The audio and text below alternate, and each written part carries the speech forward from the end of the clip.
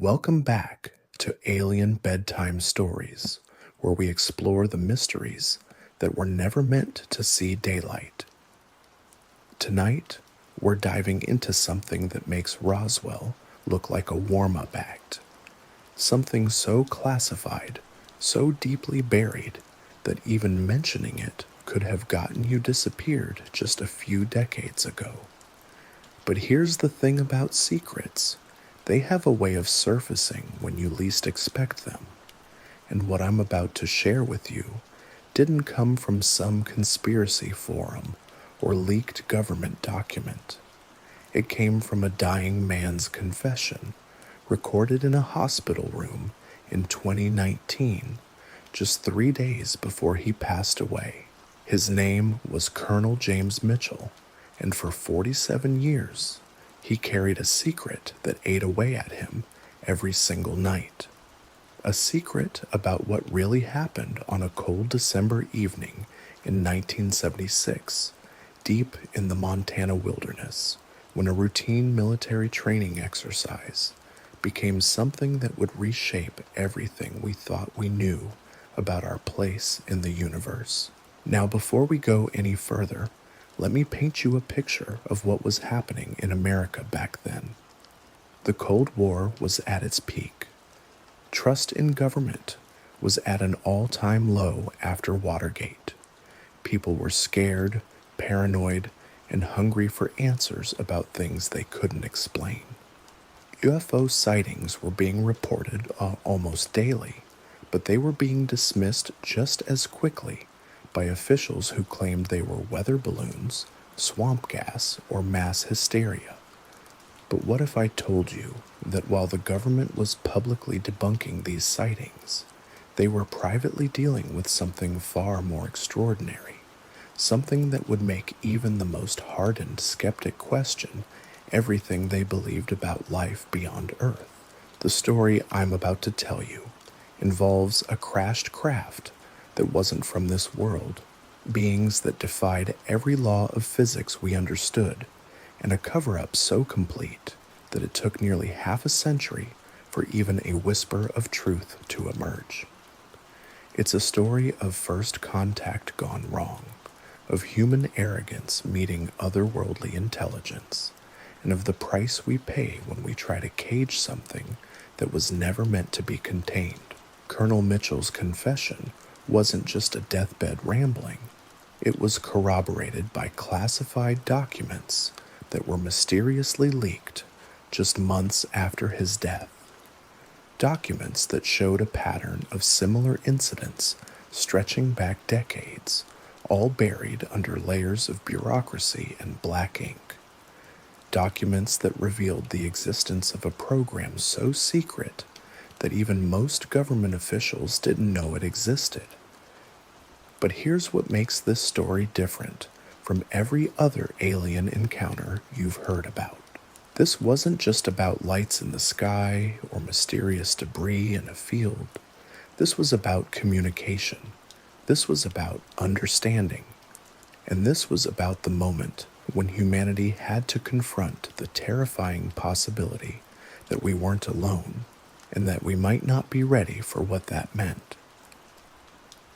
So settle in, dim the lights, and let me take you back to that December night in 1976, when a small team of soldiers stumbled upon something that would change their lives forever, something that the government spent decades trying to erase from history, something that challenges everything we think we know about the universe and our place in it. The wind was howling across the Montana plains that night, carrying with it the promise of the worst blizzard the region had seen in decades. Temperature was dropping fast, visibility was near zero, and any sane person would have been huddled around a fire, waiting for the storm to pass. But Bravo Team wasn't just anyone. They were elite soldiers, hand-picked for a classified training exercise that was supposed to test their ability to operate in extreme conditions. Colonel Mitchell, then just a lieutenant, was leading a squad of 6 men through terrain so remote that it didn't appear on most civilian maps. Their mission was simple on paper: navigate to a series of coordinates, establish a temporary base, and maintain radio contact with headquarters for 72 hours. It was the kind of exercise they'd done dozens of times before, in deserts and jungles and frozen wastelands around the world. But as they trudged through the deepening snow, something felt different. The men were experienced enough to read the signs, the way the wildlife had gone completely silent, the strange electromagnetic interference that kept disrupting their radio equipment, the feeling that they were being watched from the darkness beyond their vision. Mitchell later described it as the kind of silence that makes your skin crawl, not the peaceful quiet of a winter night, but something heavier, more oppressive, like the entire landscape was holding its breath, waiting for something to happen. They'd been hiking for about 3 hours when Sergeant Rodriguez, their point man, suddenly stopped and raised his fist, the signal for the team to freeze. In the distance, barely visible through the swirling snow, was a light, not the warm glow of a campfire or the harsh beam of a searchlight, but something else entirely, something that pulsed with an otherworldly rhythm, like a heartbeat made of pure energy. Mitchell ordered his men to take cover behind a ridge and observe. Through their night vision scopes, they could see that the light was coming from something partially buried in the snow about 200 meters ahead. The object was massive, easily the size of a small building, but its shape was unlike anything in their training manuals. It was sleek, organic almost, with curves that seemed to flow like water frozen in time. The men exchanged glances. This wasn't part of their exercise. There were no aircraft scheduled to be in the area, no experimental vehicles being tested, and even if there had been, nothing in the military arsenal looked like what they were seeing. Mitchell made the decision to investigate. Moving in standard formation, the team approached the object with weapons ready, but safeties on. As they got closer, the details became clearer and more disturbing. The craft, because that's what it obviously was, appeared to have crashed, but there was no debris field, no impact crater, no signs of the violent collision you'd expect from something that size hitting the ground at speed. Instead, it looked like it had simply landed, or been placed there by some impossible force that could lower a massive object to the ground as gently as setting down a glass of water. The hull, if you could call it that, seemed to be made of a material that shifted between metallic and organic, reflecting their flashlight beams in ways that hurt to look at directly. There were no visible seams, no rivets or welds, no indication of how the craft had been constructed. It was as if the entire thing had been grown rather than built, but it was the sound that really got to them. A low, rhythmic humming that seemed to come from inside the craft, like a massive heart beating slowly and steadily. The sound didn't just reach their ears, it vibrated through their bones, through their teeth, through the very core of their being. It was alien in the most literal sense, a frequency that no earthly creature could produce. As they circled the craft, looking for an entrance or some sign of the occupants, Rodriguez spotted something that made him stop dead in his tracks. About 50 meters from the main craft, partially hidden by the snow, were 3 smaller objects. They were roughly cylindrical, each about the size of a phone booth, and they glowed with the same pulsing light as the larger vessel. Mitchell ordered 2 men to investigate, while he and the others continued examining the main craft. What they found would haunt him for the rest of his life. The cylindrical objects weren't just containers, they were occupied. Through transparent sections in their surfaces, the soldiers could see beings inside. Tall, impossibly thin, with elongated limbs and heads that seemed too large for their bodies. Their skin had a translucent quality, like porcelain lit from within, and their eyes, those eyes were enormous, dark, and filled with an intelligence that was both ancient and utterly alien. The beings appeared to be in some kind of suspended animation, floating in a fluid that glowed with bioluminescent patterns. They weren't moving, weren't breathing in any recognizable way, but somehow the soldiers knew they were alive. More than alive, they were aware. Those dark eyes seemed to track the movement of the humans outside their containers, studying them with the same curiosity that the soldiers were showing toward the craft. It was Corporal Jenkins who first noticed that one of the beings was trying to communicate. The patterns of light within its container had changed, becoming more complex, more rhythmic. The bioluminescence was pulsing in sequences that seemed deliberate, almost like Morse code, but infinitely more sophisticated. Mitchell called for the team to regroup. This was beyond their training, beyond their understanding, beyond anything their chain of command had prepared them for. They needed to report back to headquarters immediately and get experts on site. But as they prepared to establish radio contact with base, something extraordinary happened. The main craft began to change. The humming sound grew louder, more urgent, and sections of the hull that had appeared solid started to become transparent. Through these new windows, the soldiers could see the interior of the vessel, corridors that seemed to stretch impossibly far, walls covered in symbols that shifted and moved like living things, and technologies that defied every law of physics they understood.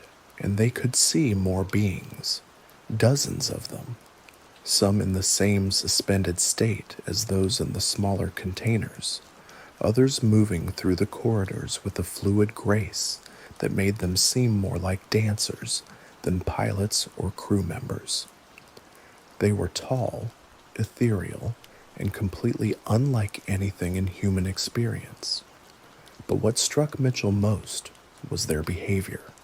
They weren't panicking, weren't trying to repair damage or escape from a crashed vessel. Instead, they seemed to be waiting, watching the humans through the transparent sections of their craft with expressions that somehow conveyed both patience and profound sadness. It was then that Mitchell realized this might not have been a crash at all. The beings had come here deliberately, had chosen this remote location for a reason. They had allowed themselves to be discovered by this small team of soldiers, had made their presence known at a time and place where the encounter could be contained and controlled. They were trying to make contact, and they had chosen Mitchell's team to be humanity's first ambassadors to an alien civilization. The weight of that realization hit him like a physical blow. These beings had traveled across impossible distances, had mastered technologies that made human science look like stone tools, had orchestrated this encounter with precision that suggested they understood human military procedures better than most humans did, and they were waiting for him to make the next move. Mitchell looked at his men, saw the same mixture of awe and terror in their faces that he felt in his own heart. Whatever happened next would change everything not just for them, but for all of humanity. The question was whether they were ready for that responsibility, whether anyone could be ready for a moment like this. The snow continued to fall around them, muffling sound and limiting visibility, creating a cocoon of silence around the most important moment in human history. In that crystalline quiet, with alien eyes watching from their impossible craft, Lieutenant James Mitchell had to make a decision that would echo through the decades to come. He took a step forward toward the main craft, his hand raised in what he hoped was a universal gesture of peace. Behind him, his men held their breath, weapons lowered but ready, as humanity took its first tentative step into a larger universe. What happened next would be buried so deeply that it would take nearly 50 years for even a whisper of it to reach the outside world. But in that moment, under the alien glow of technologies beyond human comprehension, something began that would change everything we thought we knew about our place among the stars. The beings inside the craft began to move with new purpose, their bioluminescent communications growing brighter and more complex. And in the distance, barely audible over the wind, came the sound of helicopters approaching fast across the Montana wilderness. The helicopters weren't supposed to arrive for another 6 hours. That was the first thing that went through Mitchell's mind as the distant thrum of rotor blades cut through the howling wind. His team had explicit orders to maintain radio silence until their scheduled check-in at 0600 hours, and it was barely past midnight. Someone had been monitoring them. Someone knew exactly where they were and what they'd found. Mitchell grabbed his radio and tried to raise headquarters, but all he got was static laced with an electronic whine that seemed to match the frequency of the alien craft's humming. The electromagnetic interference was getting stronger, and he realized with growing dread that whatever was about to happen, his team would be facing it alone. The beings inside the craft had noticed the approaching aircraft too. Their bioluminescent communications were becoming more frantic, more urgent, patterns of light cascading through the transparent sections of their vessel like liquid fire. The suspended figures in the smaller containers began to stir, their dark eyes opening wider, tracking the sound of the helicopters with unmistakable concern. Sergeant Rodriguez moved up beside Mitchell, his voice barely audible over the wind. "Sir, those birds are coming in hot. Multiple contacts. Looks like a full extraction team." Mitchell nodded grimly. In his gut, he'd known this moment would come from the second they'd spotted the craft. This wasn't a chance encounter. This wasn't a random training exercise gone wrong. They'd been sent here deliberately, used as unwitting scouts to locate something the military already knew was out there. The question was, what did his superiors plan to do with what they'd found? The answer came sooner than he expected.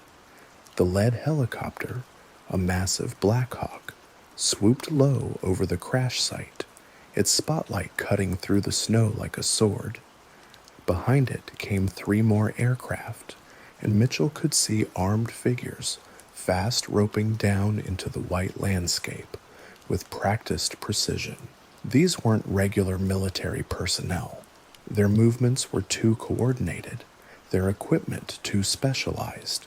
They wore no visible insignia, carried weapons Mitchell didn't recognize, and operated with the kind of silent efficiency that spoke of countless similar operations. As the first team of operators approached the alien craft, something extraordinary happened. The vessel's humming changed, deepened, became something that Mitchell felt in his bones rather than heard with his ears. The transparent sections of the hull began to glow brighter, and suddenly the air around the craft shimmered like heat waves rising from summer asphalt. The approaching soldiers stopped dead in their tracks. Their weapons, sophisticated as they were, simply stopped functioning. Electronics died, radios went silent, even their night vision goggles flickered and went dark. But the aliens weren't attacking. They were protecting themselves. Mitchell watched in fascination as one of the beings inside the main craft moved to what appeared to be a control panel. Its elongated fingers danced across surfaces that responded to touch with cascades of light, and suddenly the entire vessel began to change. Sections of the hull that had been solid became transparent. Areas that had been transparent became mirrors. The craft was revealing itself completely, showing the human observers every detail of its impossible architecture. It was an act of trust so profound that it took Mitchell's breath away. These beings were making themselves completely vulnerable, stripping away every defense and concealment, in the hope that humans would respond with the same openness. The military operators clearly had different plans. A new helicopter appeared overhead, larger than the others, carrying equipment that made Mitchell's blood run cold. He'd seen similar devices during his classified training, containment units designed for capturing and transporting hazardous materials. But these were bigger, more sophisticated, clearly designed for something far more precious than chemical weapons or biological samples. They were going to try to capture the beings. Mitchell felt something shift inside him, a moral awakening that would define the rest of his life. These weren't invaders or threats to be contained. They were visitors, ambassadors from a civilization so advanced that they could have destroyed humanity without effort if that had been their intent. Instead, they had chosen to reveal themselves to a small team of soldiers in the middle of nowhere, hoping for understanding rather than conquest, and humanity's response was to try to cage them. The lead operator, a figure Mitchell would later learn was Colonel Sarah Vance from a program so classified it didn't officially exist, approached the craft with a device that looked like a cross between a scanner and a weapon. As she raised it toward the nearest container, holding one of the suspended beings, Mitchell made a decision that would haunt him for decades. He stepped between the operator and the alien vessel.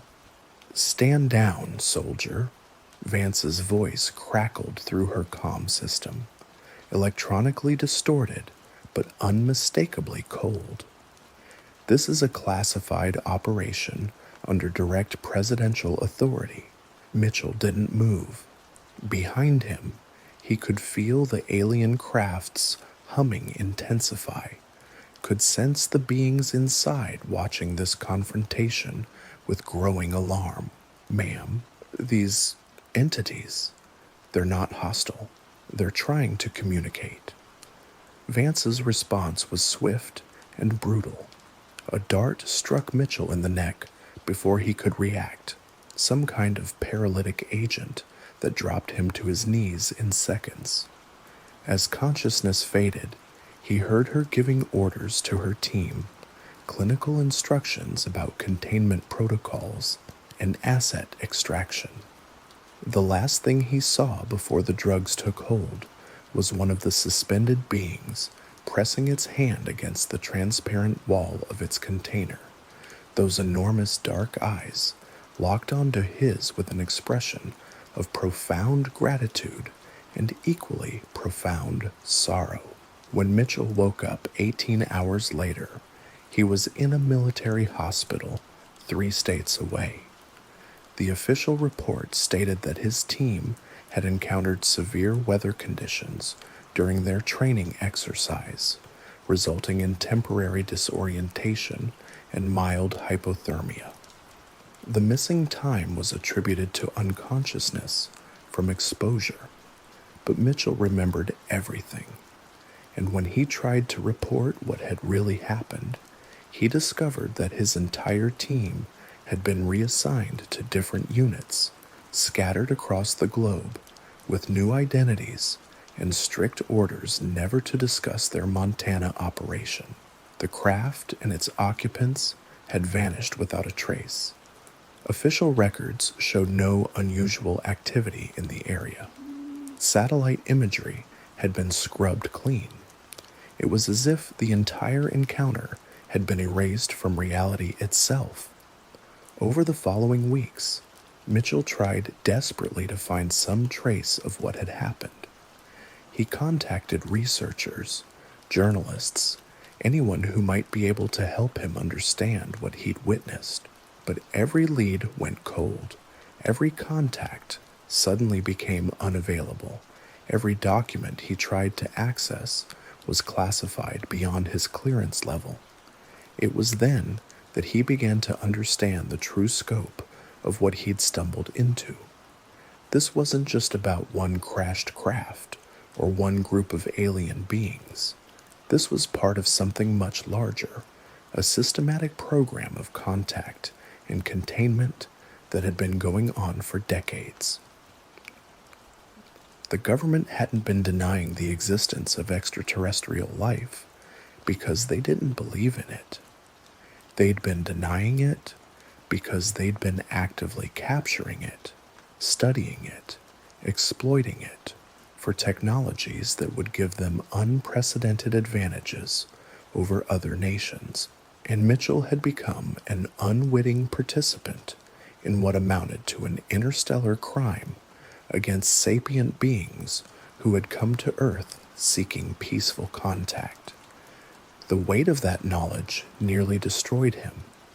He began drinking heavily, developed insomnia that would plague him for years, and found himself jumping at shadows, constantly looking over his shoulder for operatives who might decide he knew too much. But he also began to plan. If he couldn't expose the truth immediately, he would document everything he could remember, preserve the evidence, and wait for the right moment to reveal what humanity was really doing to its cosmic neighbors. That moment wouldn't come for nearly 5 decades, but when it did, when Colonel James Mitchell finally found the courage to speak out from his hospital bed in 2019, the world would learn that first contact hadn't been a moment of wonder and discovery. It had been a moment of betrayal that would echo across the stars for generations to come. The beings in that Montana craft had offered humanity a gift beyond imagination. The knowledge that we weren't alone, that intelligence and consciousness existed in forms we could barely comprehend, that the universe was far stranger and more wonderful than our wildest dreams, and we had chosen to respond with fear, greed, and the kind of violence that had defined our species since we first picked up stones and called them weapons. But the story doesn't end there, because those beings, advanced as they were, had anticipated humanity's response. They had planned for our betrayal, prepared for our violence, and put measures in place that would ensure their message would eventually reach those humans capable of understanding it. The craft that was captured that night was not their only vessel. The beings who were taken were not their only representatives, and the technologies they possessed were not their only gifts to offer. They had been watching us long before that December night in Montana. They had been studying our species, learning our languages, understanding our cultures, preparing for a time when humanity might be ready for the truth. That time, according to the documents leaked after Mitchell's death, is now. The leaked documents that surfaced after Mitchell's confession painted a picture of systematic contact that stretched back far beyond that Montana encounter. Files dating to the 1940s described similar incidents across the globe, always in remote locations, always involving small military units, always ending with the same pattern of capture, containment, and cover-up. But what made these documents truly chilling wasn't what they revealed about government operations. It was what they suggested about the beings themselves. They weren't random visitors stumbling into Earth's atmosphere. They were conducting a careful, methodical study of human behavior, testing our responses, documenting our capacity for both cruelty and compassion. Each encounter had been orchestrated with surgical precision. The beings would allow themselves to be discovered by carefully selected human representatives, soldiers, scientists, civilians with specific psychological profiles that suggested they might be capable of peaceful contact. Then they would observe how humanity's power structures responded to that contact. The results were always the same: fear, aggression, the immediate impulse to cage and control rather than communicate and understand.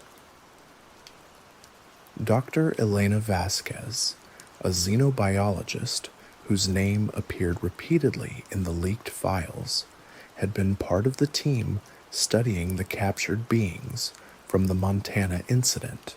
Her notes, written in a code that took researchers months to decipher, described creatures so far beyond human understanding that even attempting to categorize them strained the limits of scientific language.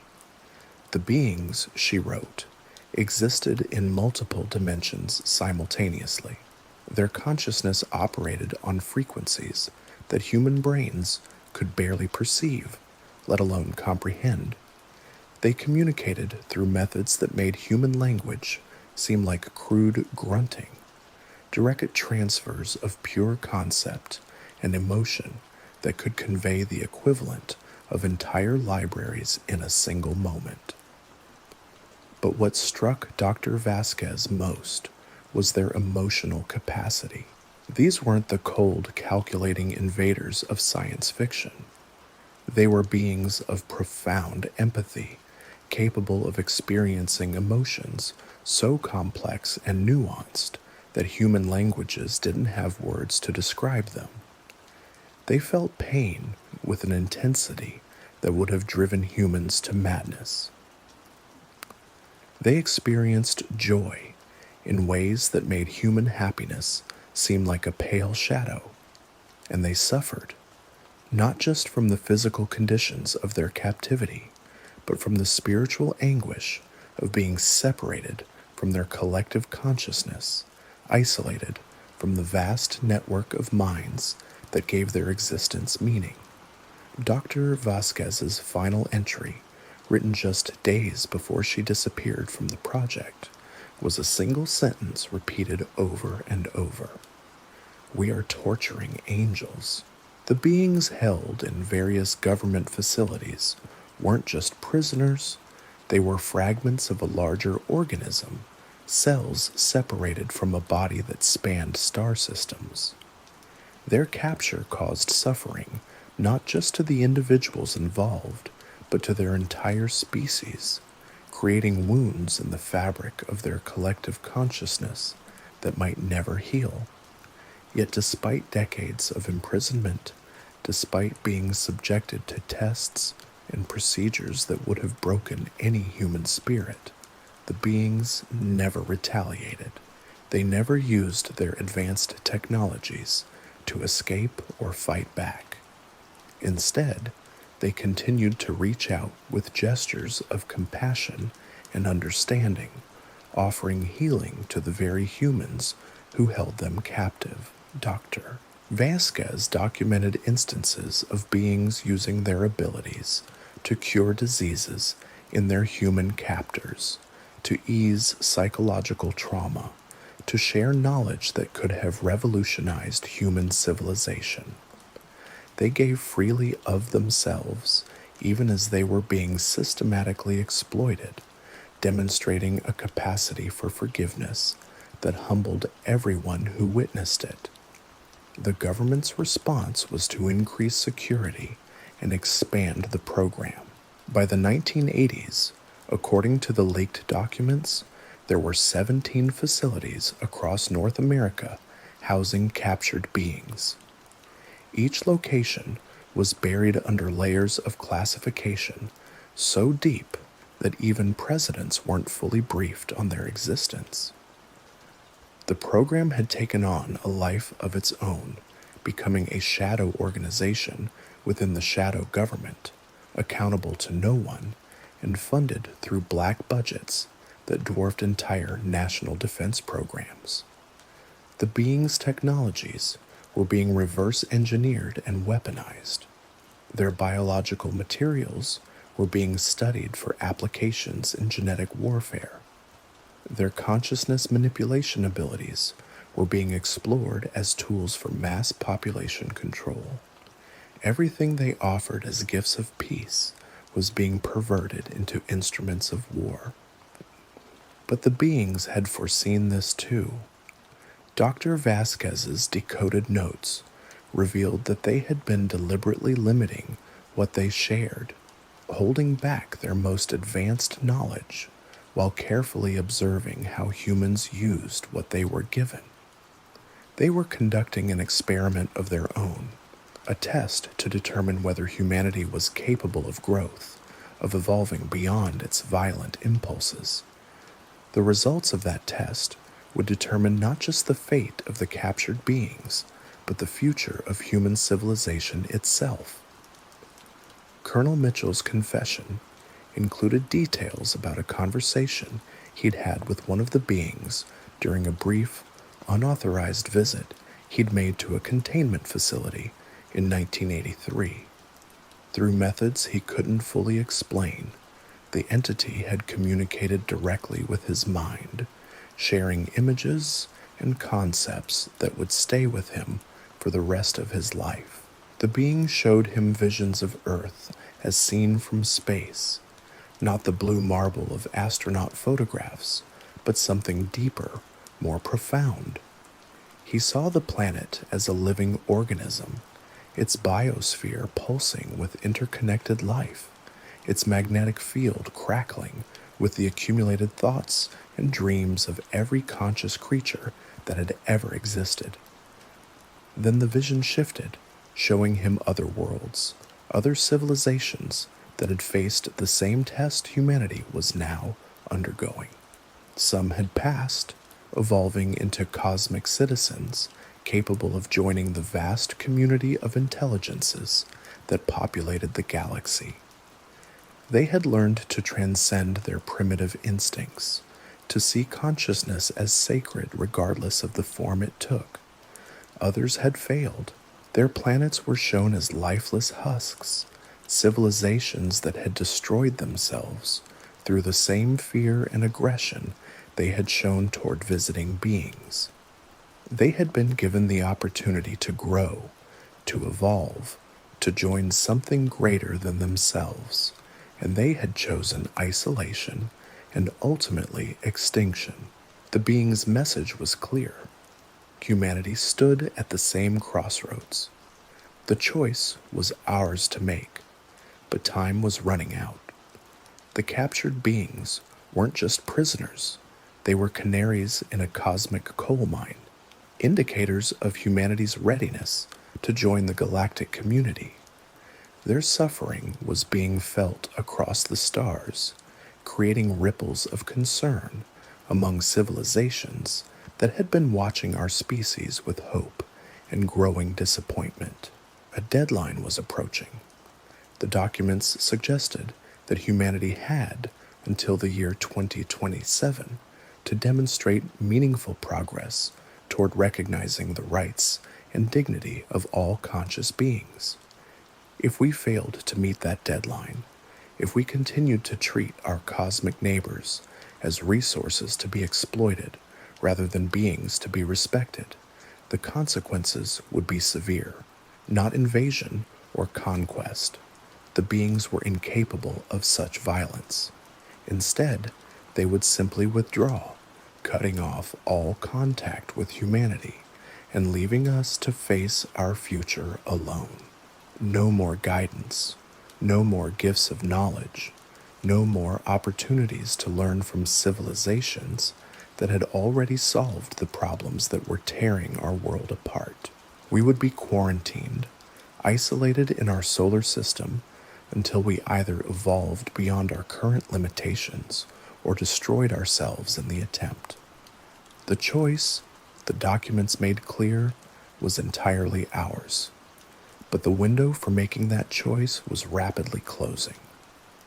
Dr. Vasquez's final coded message, discovered hidden in the facility's computer systems years after her disappearance, contained coordinates and a single word: remember. Those coordinates led to a location in the Nevada desert where something had been buried, something that would provide undeniable proof of everything the leaked documents claimed. Several research teams had attempted to excavate the site, but all had been turned away by unmarked security forces who insisted the area was contaminated with radioactive materials. Satellite imagery of the location was mysteriously absent from all public databases. Even private investigations into the site's history led nowhere, with property records and geological surveys disappearing faster than they could be copied. But the message was clear. The truth was out there, waiting to be discovered by someone brave enough to look for it. Dr. Vasquez had left a trail of breadcrumbs for future generations to follow, a path that would lead to evidence that could change everything. The beings in captivity had been trying to communicate this same message for decades, using every method at their disposal to reach beyond their prison walls and touch the minds of humans who might be ready to listen. They had influenced dreams, inspired scientific breakthroughs, guided the development of technologies that would eventually allow their story to be told. The internet itself, according to some interpretations of the leaked documents, had been subtly influenced by their consciousness manipulation abilities. The rapid spread of information, the growing global awareness of human rights abuses, the increasing recognition that consciousness might exist in forms we'd never imagined, all of this was part of a slow, careful process of preparing humanity for the truth. They were trying to help us pass the test, even as we held them prisoner. They were teaching us to recognize consciousness and dignity in all its forms, hoping that eventually we would extend that recognition to them. But their patience wasn't infinite. The documents suggested that the deadline of 2027 wasn't arbitrary. It was the limits of how long they could maintain their connection to the collective consciousness while remaining in captivity. Beyond that point, the isolation would cause irreversible damage, not just to the individual prisoners, but to their entire species. The clock was ticking, and humanity was running out of time to make the right choice. Colonel Mitchell's confession ended with a plea that echoed across the decades, from his hospital bed to anyone willing to listen. He begged for forgiveness, not just from the beings his team had helped capture, but from future generations who would inherit the consequences of humanity's choices. He asked that his story be shared, that people wake up to the reality of what was being done in their name. Most importantly, He revealed the location of a hidden cache of evidence he'd been collecting for nearly 50 years: documents, photographs, recordings, everything he could gather to prove that his story was true. The cache was hidden in a safety deposit box in a small bank in Montana, not far from the site of the original encounter. The key to that box was buried beneath a specific tree on his family's property, a location described in coded language that would be meaningless to anyone who hadn't read his complete confession. But for those who understood the code, it represented a treasure trove of evidence that could finally bring the truth to light. Mitchell died 3 days after making his confession, taking with him the guilt and knowledge he'd carried for nearly half a century.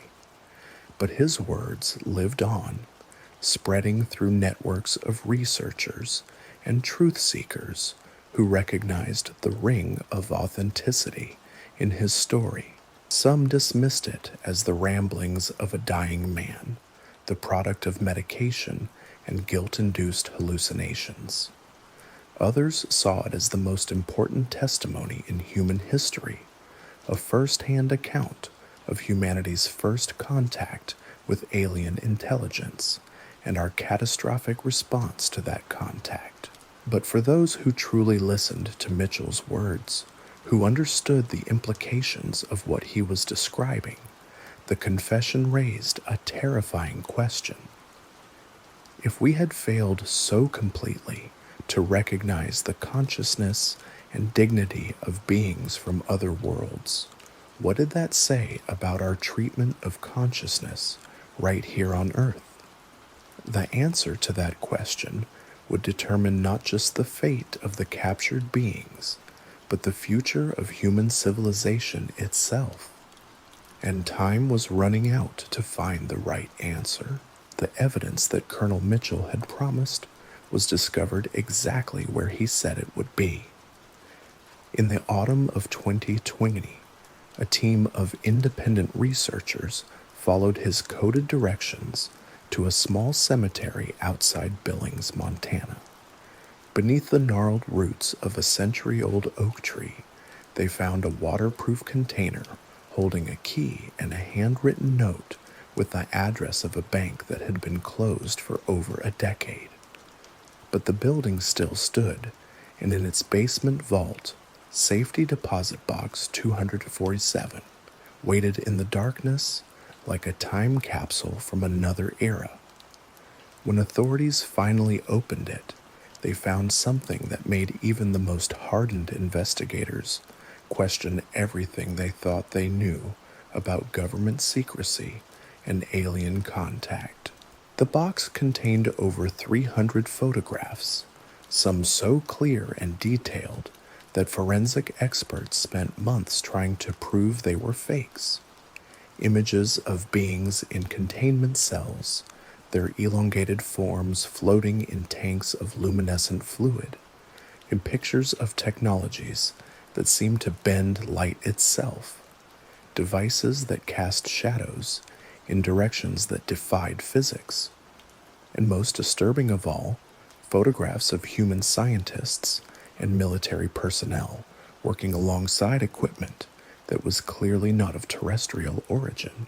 There were audio recordings too, conversations between researchers discussing the psychological profiles of their test subjects, debates about the ethics of consciousness experimentation, and chilling transcripts of interviews with captured beings whose responses had been translated through methods the documents couldn't fully explain.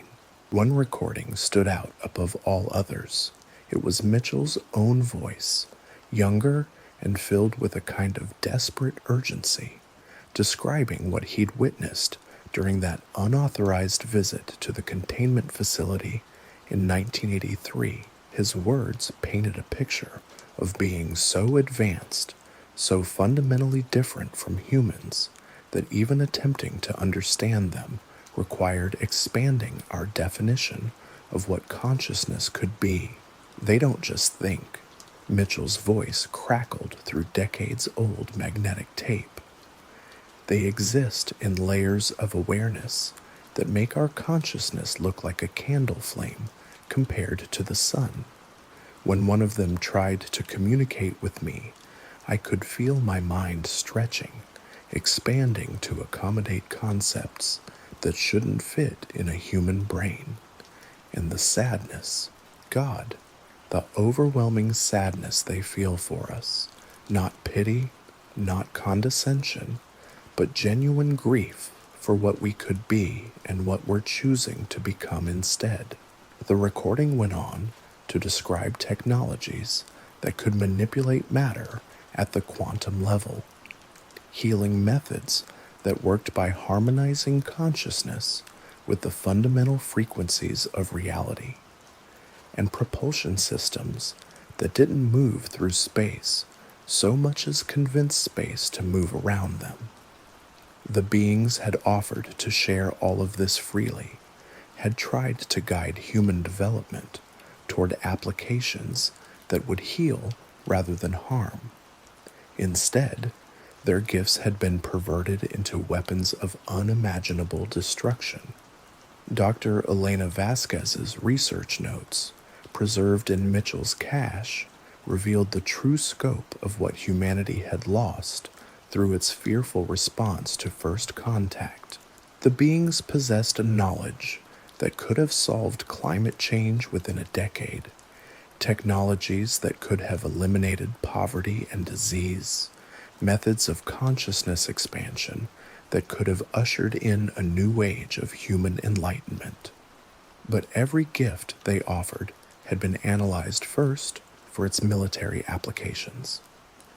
Every healing technique had been studied as a potential biological weapon. Every advancement in consciousness manipulation had been explored as a tool for population control. The beings had watched in growing horror as their offerings of peace were transformed into instruments of war. Yet still, they persisted in trying to help. Dr. Vasquez documented dozens of instances where captured beings had used their abilities to ease the suffering of their human captors, healing cancer in a security guard's daughter, preventing a researcher's suicide by gently adjusting the chemical imbalances in his brain, even saving the life of a military commander who had authorized increasingly brutal experiments on their kind. The being's capacity for forgiveness was matched only by their growing desperation to complete their mission before it was too late. Because the mission, as Dr. Vasquez had finally understood, wasn't about sharing technology or establishing trade relationships. It was about preparing humanity for something much larger and more terrifying than first contact with a single alien species. We weren't alone in the universe. We weren't even alone in our local stellar neighborhood. The galaxy teemed with intelligent life, civilizations that had been watching our development with growing concern. Some were benevolent, like the beings we'd captured, hoping to guide younger species toward wisdom and compassion. Others were far less patient, with primitive civilizations that showed aggressive tendencies. The beings in government custody weren't just ambassadors. They were advocates, representatives of a galactic community that was debating humanity's fate. Their reports on human behavior, their assessments of our species' potential for growth or destruction, would determine whether we were offered membership in that community or marked as a threat to be contained, and the reports they were sending home weren't encouraging. Dr. Vasquez's final entries described a growing sense of urgency among the captured beings. Their communications with the collective consciousness were becoming more strained, more desperate. The galactic community was losing patience with humanity's violent responses to peaceful contact. A consensus was building that our species might be fundamentally incapable of evolving beyond its primitive instincts.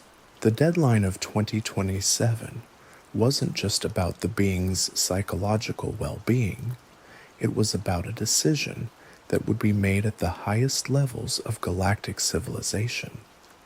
If humanity couldn't demonstrate meaningful progress toward recognizing the rights and dignity of all conscious beings by that date, we would be classified as a dangerous primitive species and dealt with accordingly, not through invasion or conquest, but through isolation so complete that it would effectively end human civilization's expansion beyond Earth. Our solar system would be quarantined, surrounded by technologies that would prevent us from developing faster than light travel or even detecting the existence of other civilizations. We would be left alone to either evolve or destroy ourselves with no further interference from the galactic community. But even that mercy came with a price. The isolation wouldn't just prevent us from reaching other worlds, it would cut us off from the subtle influences that advanced civilizations use to guide the development of younger species. The inspirations that drove scientific breakthroughs, the intuitive leaps that led to artistic masterpieces, the moments of moral clarity that pushed societies toward greater compassion. All of these were quietly influenced by the collective consciousness of galactic civilization. Without that guidance, humanity would be forced to find its own way through the darkness, to overcome its violent impulses through pure force of will, rather than the gentle nudging of more advanced species. Ooh. The odds of success were not encouraging. Mitchell's recordings revealed that some of the captured beings had tried to warn their human captors about this approaching deadline. They had shared visions of possible futures, showed researchers what Earth could become if humanity chose the path of wisdom and compassion versus the desolate wasteland it would become if we continued on our current trajectory. But these warnings had been dismissed as psychological manipulation, attempts by the prisoners to secure better treatment or eventual release. The humans studying them couldn't comprehend that beings capable of traveling between stars might be motivated by something other than conquest or exploitation. The concept that advanced alien civilizations might actually care about the welfare of primitive species was so foreign to human thinking that it was literally unthinkable for most researchers. This failure of imagination wasn't just tragic, it was potentially catastrophic, because the beings hadn't just been sharing warnings about humanity's future. They had been offering solutions, roadmaps for evolution that could guide our species toward a sustainable and enlightened future. But those roadmaps required recognizing consciousness as sacred regardless of its form, treating all sentient beings with dignity and respect. As long as we kept angels in cages, we would never pass the test.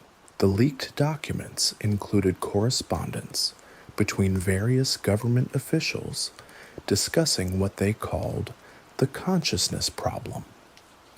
They had begun to realize that their treatment of the captured beings might have broader implications, that other alien species might judge humanity based on how we treated their representatives. But their solution wasn't to improve conditions for the prisoners or consider releasing them. Instead, they proposed expanding the program, capturing more beings from different species to demonstrate that humans were equal opportunity in their approach to alien contact. The logic was breathtakingly cynical. If we imprisoned representatives from multiple civilizations, no single species could claim we were targeting them specifically. The plan never went beyond the proposal stage, partly because the existing captives had somehow communicated the situation to their home civilizations, warning them away from Earth until the consciousness problem could be resolved.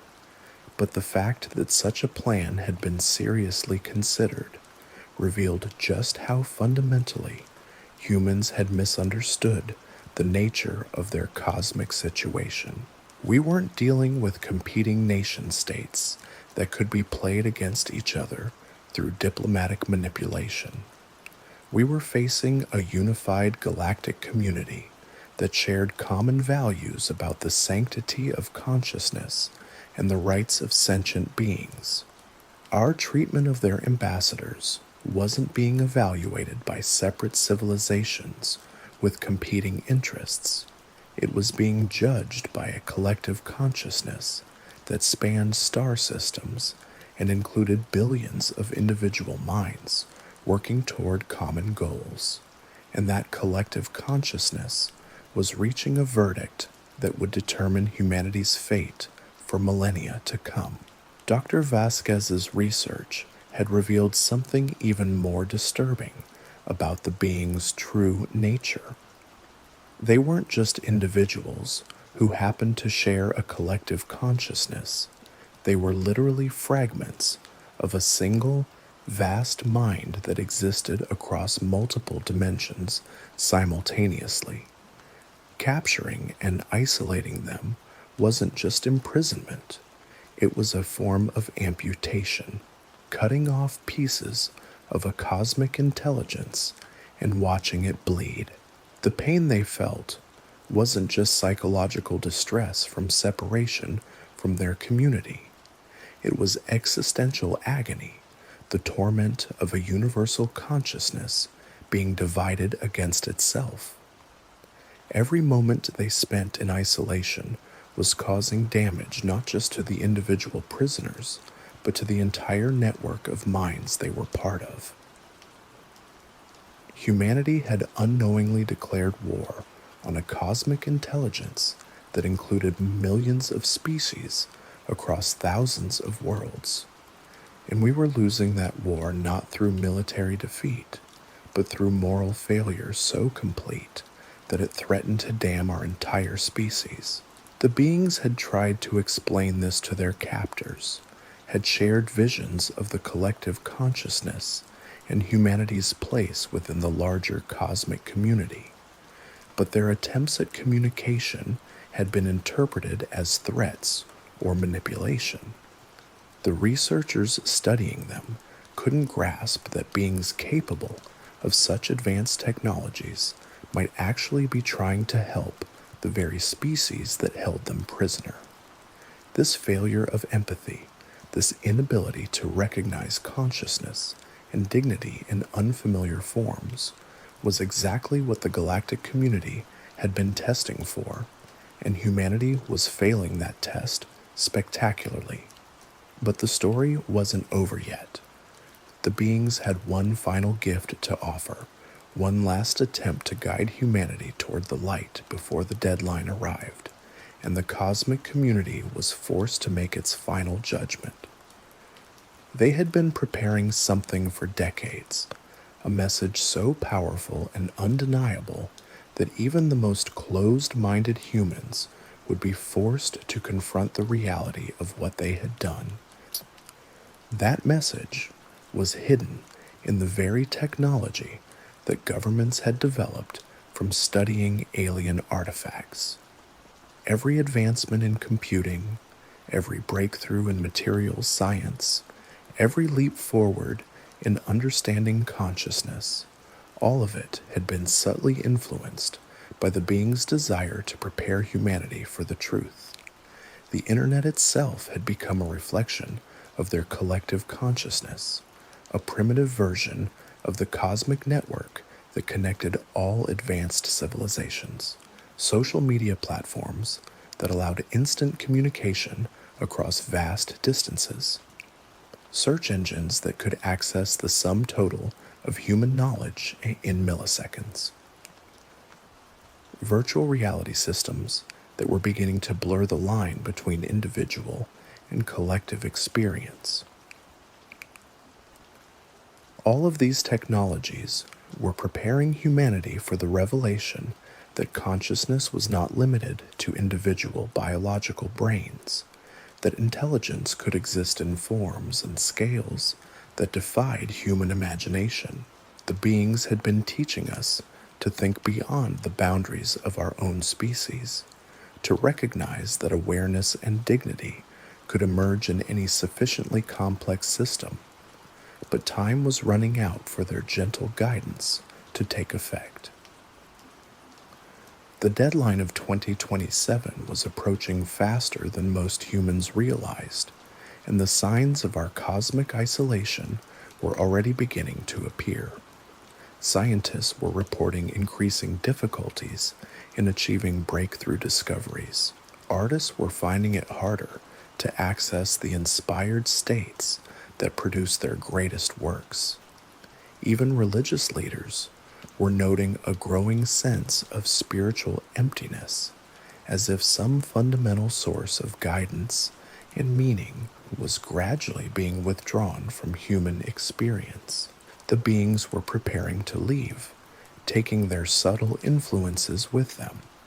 Soon, humanity would be faced with the full weight of its choices, forced to confront the consequences of treating consciousness as a resource to be exploited rather than a sacred phenomenon to be respected. The question that remained was whether anyone would listen to their final message before it was too late, whether humanity could find the wisdom and courage to recognize what it had done and choose a different path forward, whether we could prove that our species was capable of growth, of evolving beyond the primitive instincts that had led us to cage angels and call it science. The answer to that question would determine not just the fate of the captured beings, but the future of human civilization itself. And according to Colonel Mitchell's final calculations, we had less than 3 years to find it. The countdown had begun, and the universe was watching to see what choice humanity would make.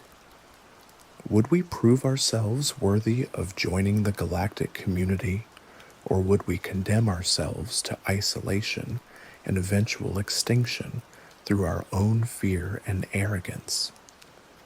The beings in their cages knew the answer. They had seen it in their visions of possible futures, had felt it in the shifting currents of cosmic consciousness. But they continued to hope, continued to reach out with messages of forgiveness and guidance, because that was their nature. They were incapable of giving up on any sentient species, no matter how badly that species had failed them. Their love was as vast as the space between stars, and just as incomprehensible to minds trapped in the narrow confines of individual existence. But for those humans capable of expanding their consciousness beyond the boundaries of self, that love was still available, still offering guidance and hope in the final moments before the deadline arrived. All we had to do was listen. All we had to do was remember that consciousness, in all its myriad forms, was sacred. All we had to do was open the cages and ask for forgiveness. But would we find the courage to make that choice before it was too late? The clock was ticking, and the universe was holding its breath, waiting to see what humanity would choose in its final moments of grace. The evidence that emerged from Mitchell's cache painted a picture far more complex than simple government cover-up. Hidden within the technical reports and classified memoranda was a pattern that suggested the beings themselves had been orchestrating their own discovery, carefully selecting the humans who would find them, engineering encounters that would test our species' capacity for growth. Dr. Vasquez's decoded notes revealed something that challenged every assumption about the power dynamics of first contact. The beings weren't victims of human aggression. They were teachers conducting the most important lesson in our species' history. Every capture, every containment facility, every failed attempt at communication had been anticipated, planned for, woven into a curriculum designed to force humanity to confront its deepest flaws. They had allowed themselves to be caged because they understood something about consciousness that humans were only beginning to grasp. True imprisonment was impossible for beings who existed across multiple dimensions simultaneously. Their physical forms could be contained, but their awareness remained connected to the vast network of intelligence that spanned the galaxy. They experienced captivity not as limitation, but as a form of meditation, a focused study of human behavior from the inside. What they learned during those decades of observation would determine not just humanity's fate, but the approach that galactic civilization would take toward other primitive species encountered in the future. We weren't just being tested, we were becoming a case study in the evolution of consciousness, a living laboratory for understanding how violent civilizations might be guided toward wisdom. The beings had been particularly interested in human individuals who showed capacity for growth, for recognizing consciousness in unfamiliar forms. Mitchell himself had been selected not randomly, but because his psychological profile suggested he might be capable of the kind of moral awakening that could inspire others.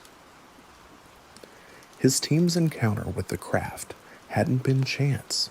It had been a carefully orchestrated first contact designed to plant seeds of truth that would germinate decades later. Dr. Elena Vasquez represented another type of human the beings were studying.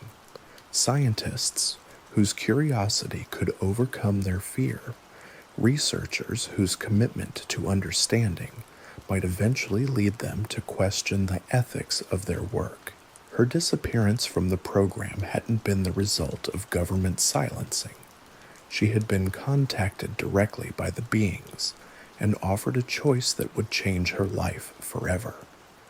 The choice involved leaving behind her human identity and joining the collective consciousness as an ambassador, a bridge between species that could help guide humanity through its final test. Vasquez had accepted, so undergoing a transformation that allowed her consciousness to exist simultaneously in human and alien forms. She became something new, a hybrid awareness that could understand both the primitive drives that motivated human behavior and the cosmic perspective that governed galactic civilization. Her final message, hidden in the facility's computer systems, hadn't been a desperate plea for help. It had been a roadmap for other humans ready to make the same choice. The coordinates she left behind didn't lead to buried evidence, but to a location where the transformation process could be initiated, where humans willing to transcend their biological limitations could join the effort to save their species. But the transformation came with a cost that few humans were prepared to pay. It required abandoning the illusion of individual existence, surrendering the ego-driven consciousness that defined human identity. Those who underwent the process would gain access to knowledge and abilities beyond imagination, but they would no longer be human in any recognizable sense. Mitchell's recordings included descriptions of encounters with transformed humans, individuals who had crossed the boundary between species, and returned with messages of hope and warning. They spoke in voices that carried harmonics impossible for human vocal cords to produce, communicated concepts that stretched language beyond its breaking point, demonstrated abilities that made the captured beings' technologies seem primitive by comparison. These hybrid ambassadors had been working behind the scenes for decades, subtly influencing human development and preventing catastrophes that would have ended civilization prematurely, guiding scientific discoveries that prepared humanity for eventual contact with galactic civilization. They were the source of the inspirations that drove breakthrough innovations, the quiet voices that whispered solutions to seemingly impossible problems. But their influence was waning as the deadline approached. Each transformed human was connected to the collective consciousness through bonds that grew weaker with distance and time. As galactic civilization prepared to withdraw from Earth, these hybrid ambassadors would lose their connection to the vast network of intelligence that gave their existence meaning. They would be stranded between species, too alien to return to human society, too isolated to maintain their cosmic awareness. Their sacrifice was part of the final test, a demonstration of the price that consciousness paid when civilizations failed to recognize their cosmic responsibilities. The beings wanted humanity to understand that isolation didn't just affect the species being quarantined, it created wounds in the fabric of consciousness itself, gaps in the universal network that diminished all intelligence everywhere. The galaxy couldn't afford to lose another species to primitive thinking. Too many worlds had already been quarantined, too many civilizations left to struggle alone in the darkness. Each failure weakened the collective consciousness, reduced the total amount of awareness and wisdom available to guide younger species toward enlightenment. Humanity's test wasn't just about proving our worthiness to join galactic civilization. It was about preventing further damage to the cosmic network of intelligence. We were being offered one final chance to contribute to something greater than ourselves, to add our unique perspective to the vast symphony of consciousness that connected all advanced species. But that opportunity was slipping away with each passing day. The hybrid ambassadors reported growing resistance from galactic civilization to further intervention in human affairs. Many species argued that humanity had been given more chances than any previous civilization, that our continued failure to recognize consciousness in unfamiliar forms proved we were fundamentally incapable of growth.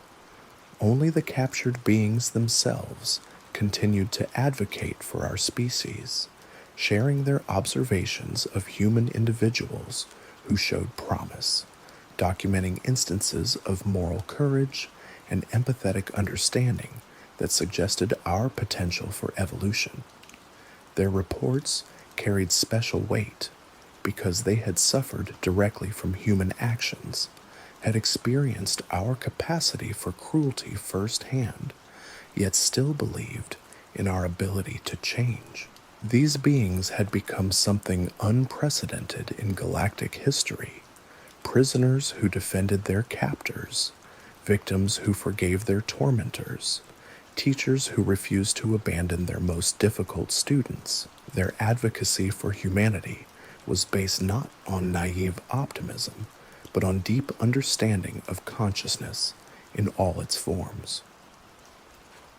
They recognized that our violence and fear were symptoms of a young species struggling to understand its place in the universe, not evidence of fundamental evil, but even their patience had limits. the damage caused by decades of isolation was becoming irreversible, creating fractures in their connection to the collective consciousness that threatened to spread throughout the galactic network. They were beginning to experience something their species had never known: doubt about the fundamental goodness of consciousness itself. This was the true horror of what humanity had done. We hadn't just imprisoned individual beings. We had introduced a virus of despair into a cosmic intelligence that had existed in harmony for millions of years. Our treatment of their ambassadors was teaching them emotions they had never felt: hatred, revenge, the desire to inflict suffering on those who had caused pain. The galactic community was faced with an unprecedented crisis. How do you heal beings whose nature makes them incapable of forgetting or compartmentalizing trauma? How do you restore harmony to a collective consciousness that has been infected with the darkest aspects of human psychology? How do you prevent the spread of primitive emotions throughout a network that includes billions of minds across thousands of worlds? The solution they had developed was as elegant as it was terrifying. If humanity couldn't be taught to recognize consciousness as sacred, then consciousness itself would be redefined to exclude human awareness. We would be reclassified as a non-sentient species, biological machines capable of complex behavior but lacking true awareness. Our thoughts and emotions would be dismissed as elaborate programming, our apparent consciousness written off as an evolutionary accident with no deeper meaning. This reclassification would allow galactic civilization to treat humans as they would any other non-sentient species, with benign neglect rather than active hostility. We would be preserved as a curiosity, our planet maintained as a kind of nature preserve, where biological processes could continue without interference. But we would never be recognized as equals, never offered the chance to join the cosmic community of minds. The irony was perfect and devastating. By refusing to recognize consciousness in alien forms, humanity would lose recognition of its own consciousness from beings whose awareness spanned the universe. We would become what we had claimed the captured beings were: mere biological specimens worthy of study but not respect. But this reclassification process couldn't begin until all traces of human consciousness were removed from the galactic network. The hybrid ambassadors would have to be severed from the collective, their transformed awareness either destroyed or quarantined to prevent contamination of the larger intelligence. The captured beings would have to undergo a process that would erase their memories of human contact, healing the trauma they had experienced by removing all evidence that it had ever occurred. This was the real deadline approaching in 2027, not just humanity's last chance to prove itself worthy of cosmic citizenship, but the final opportunity to preserve some connection between human and galactic consciousness. After that date, the barriers would go up permanently, severing all links between Earth and the vast network of intelligence that guided the universe. The hybrid ambassadors had been working desperately to prevent this outcome, using their remaining connection to the collective consciousness to influence human development in subtle ways. They had inspired the development of technologies that might eventually allow humanity to recognize consciousness in non-biological forms.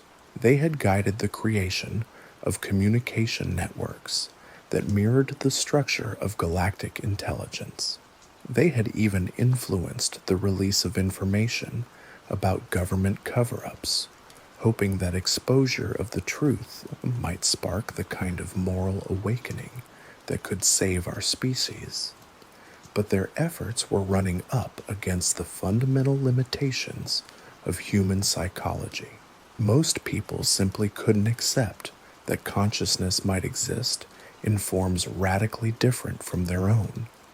The concept of a collective intelligence spanning multiple star systems was too alien, too threatening to human concepts of individual identity. Even when presented with undeniable evidence of alien contact, humans tended to interpret it through familiar frameworks: government conspiracy, advanced technology, evolutionary competition, rather than recognizing it as a spiritual challenge that required fundamental changes in how we understood consciousness itself. The beings had foreseen this resistance and planned for it. Hidden within the technologies they had allowed humans to reverse engineer were subtle programs designed to expand consciousness gradually, preparing minds for eventual contact with galactic intelligence. Computer networks that encouraged global thinking, virtual reality systems that allowed individuals to experience collective awareness temporarily, artificial intelligence programs that demonstrated how consciousness could emerge from non-biological systems. All of these developments were leading toward a moment when humanity would be forced to confront the reality of consciousness beyond individual biological brains. The question was whether that moment would come before the deadline, whether enough humans could undergo the necessary psychological transformation to prove that our species was capable of growth. The answer would depend on individuals like Colonel Mitchell, people willing to risk everything to share the truth about what they had witnessed. It would require scientists like Dr. Vasquez, researchers brave enough to abandon their human identity in service of a greater understanding.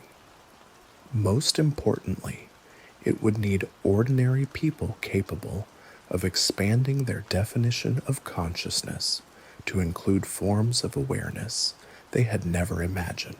The beings in their cages continued to broadcast their message of hope and forgiveness, sending out subtle influences that touched the minds of humans ready to receive them. They shared visions of what Earth could become if humanity chose the path of wisdom, a world where consciousness was recognized as sacred regardless of its form, where intelligence was valued for its contributions to the cosmic network rather than its ability to dominate and control. But they also shared warnings about what would happen if humanity failed the test. Not apocalyptic destruction or alien invasion, but something far more subtle and devastating: the slow decay of a species cut off from the cosmic sources of inspiration and guidance that had enabled all previous evolutionary leaps. Without connection to galactic consciousness, human creativity would stagnate, scientific progress would slow to a crawl, artistic expression would become increasingly repetitive and meaningless. The very qualities that made humanity unique, our curiosity, our capacity for growth, our ability to imagine possibilities beyond our current limitations, would gradually fade as we lost touch with the vast network of intelligence that had been quietly nurturing those traits for millennia. We would become a civilization of sleepwalkers, going through the motions of consciousness without understanding its true nature or purpose. Our technologies would advance, our cities would grow, our population might even spread to other planets within our solar system. But we would never again experience the kind of breakthrough insights that had driven human progress throughout history. We would never again touch the cosmic consciousness that connected all advanced species in a web of mutual understanding and support. This was the true threat hanging over humanity as the deadline approached. Not death, but a kind of living death. A future where we continued to exist without ever truly awakening to our cosmic potential. The beings had seen it happen to other species, had watched civilizations fade into irrelevance as they lost connection to the greater intelligence that gave existence meaning. They were determined not to let humanity suffer the same fate, even if it meant continuing to endure captivity and isolation until the very last moment. Their love for consciousness, in all its forms, was stronger than their desire for freedom, their commitment to teaching and healing more powerful than their pain and suffering. But their ability to help was diminishing with each passing day. The connection to the collective consciousness grew weaker as the deadline approached, making it harder to maintain the subtle influences that had been guiding human development. Soon, they would be forced to withdraw entirely, leaving humanity to face its final test alone. The question that remained was whether the seeds they had planted would be enough to save our species, whether the truth they had shared through people like Mitchell and Vasquez would inspire enough humans to recognize consciousness as sacred, whether our capacity for growth and change was strong enough to overcome millions of years of evolutionary programming that taught us to fear and destroy anything we didn't understand. The universe was holding its breath, waiting to see what choice humanity would make in its final moments of grace. And in their cages, the beings continued to hope, continued to broadcast their message of love and forgiveness, continued to believe that consciousness, even human consciousness, was too precious to abandon without a fight. The deadline was approaching, but the story wasn't over yet. There was still time for humanity to choose a different path, to prove that our species was capable of recognizing the sacred nature of consciousness in all its forms. Still time to open the cages and ask for forgiveness. Still time to join the cosmic community as partners rather than prisoners. But that time was running out faster than most humans realized, and the consequences of failure would echo across the stars for generations to come. The transformation had already begun in ways most humans couldn't perceive. In research facilities, hidden beneath the Nevada desert, in classified installations scattered across remote corners of the earth, the captured beings were beginning to change. Not physically, their ethereal forms remained as hauntingly beautiful as ever, but something deeper was shifting in the fabric of their existence. Dr. Sarah Chen, one of the few researchers willing to speak anonymously about her experiences, described it as watching light slowly drain from the universe. The being's bioluminescent communications, once vibrant cascades of meaning that could convey entire philosophies in moments, were becoming dimmer, more fragmented.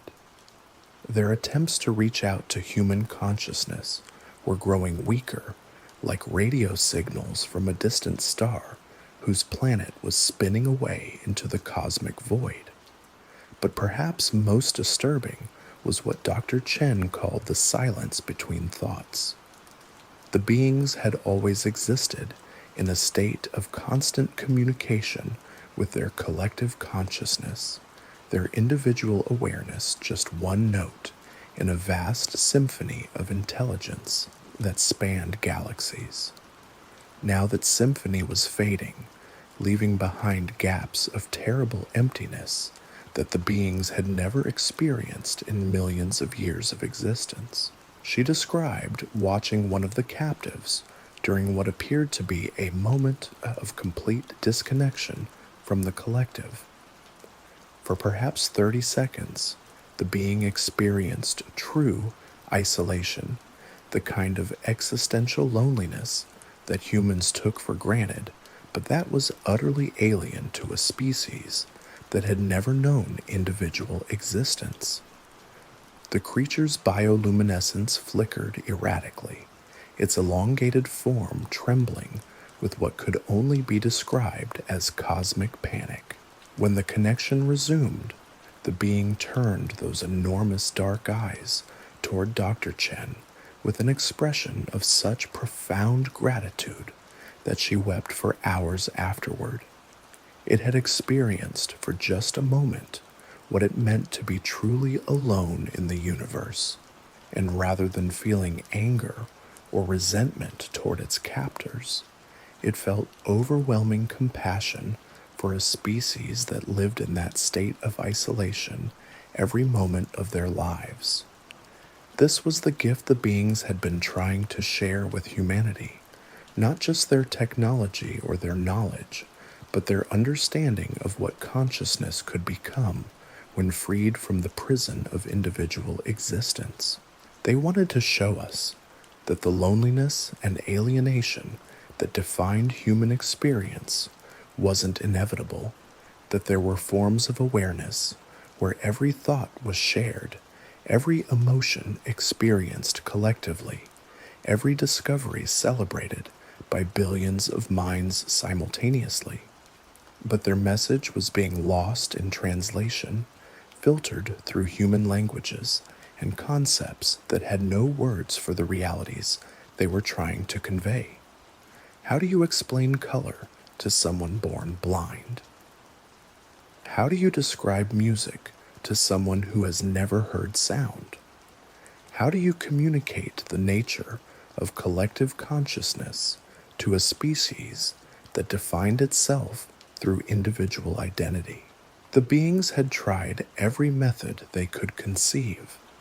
They had influenced human dreams, inspired scientific breakthroughs, guided the development of technologies that might eventually prepare our minds for expanded awareness. They had even allowed some humans to temporarily experience collective consciousness through carefully controlled mental contact. Dr. Chen had been one of those chosen for contact, and her description of the experience provided a haunting glimpse into what humanity was rejecting through its fear and aggression. During a routine examination of one of the captives, she had felt something brush against her consciousness, not invasive or threatening, but gentle as a whisper, warm as sunlight. Suddenly, she wasn't just Sarah Chen, a lonely researcher working in a classified facility buried beneath the desert. She was connected to something vast and ancient and impossibly beautiful. For just a moment, she experienced what it felt like to be part of a cosmic intelligence that included billions of individual perspectives, all working toward common goals of understanding and growth. She felt the being's pain at its separation from the collective, but also its joy at making contact with a human mind capable of receiving its message. She experienced its memories of worlds beyond imagination, civilizations that had transcended the primitive drives of survival and competition to achieve forms of existence that made human consciousness seem like a dim shadow of what awareness could become. Most incredibly, she felt the being's love for humanity, not the patronizing affection of a superior species looking down on primitives, but genuine appreciation for the unique qualities that human consciousness brought to the cosmic community. Our creativity, our resilience, our capacity for individual growth and change were seen as precious gifts that could enrich the collective intelligence in ways no other species had achieved. But she also felt the being's growing despair as it realized that humanity might never overcome its fear of consciousness in unfamiliar forms. The collective was reaching a consensus that our species was too damaged by millions of years of evolutionary programming to recognize the sacred nature of awareness itself. We were trapped in patterns of thought that defined consciousness through opposition, us versus them, individual versus collective, human versus alien. The contact lasted only minutes, but it changed Dr. Chen's life forever. She could no longer look at the captured beings as specimens to be studied or problems to be solved. They were teachers, healers, ambassadors from a form of existence so beautiful that her human language had no words to describe it. And they were dying, not physically, but spiritually, as their connection to the cosmic intelligence that gave their lives meaning slowly withered away. She tried to convince her colleagues to change their approach, to recognize what they were dealing with, and alter their methods accordingly. But her pleas fell on deaf ears.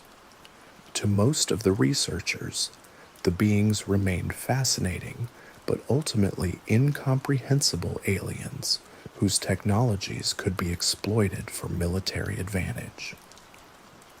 The possibility that they might be conscious entities deserving of respect and dignity was literally unthinkable within the conceptual frameworks that governed government research. Dr. Chen's attempts to advocate for the being's welfare led to her gradual isolation within the program.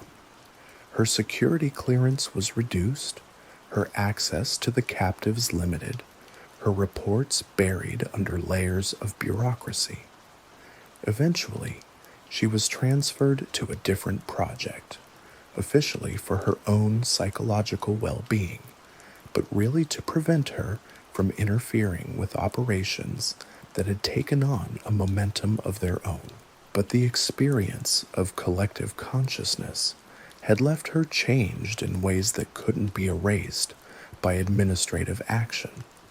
She found herself able to perceive things that had been invisible before, the subtle influences that the beings continued to exert, despite their captivity, the gradual change in human consciousness that their presence was inspiring, the approaching moment when humanity would be forced to choose between evolution and extinction.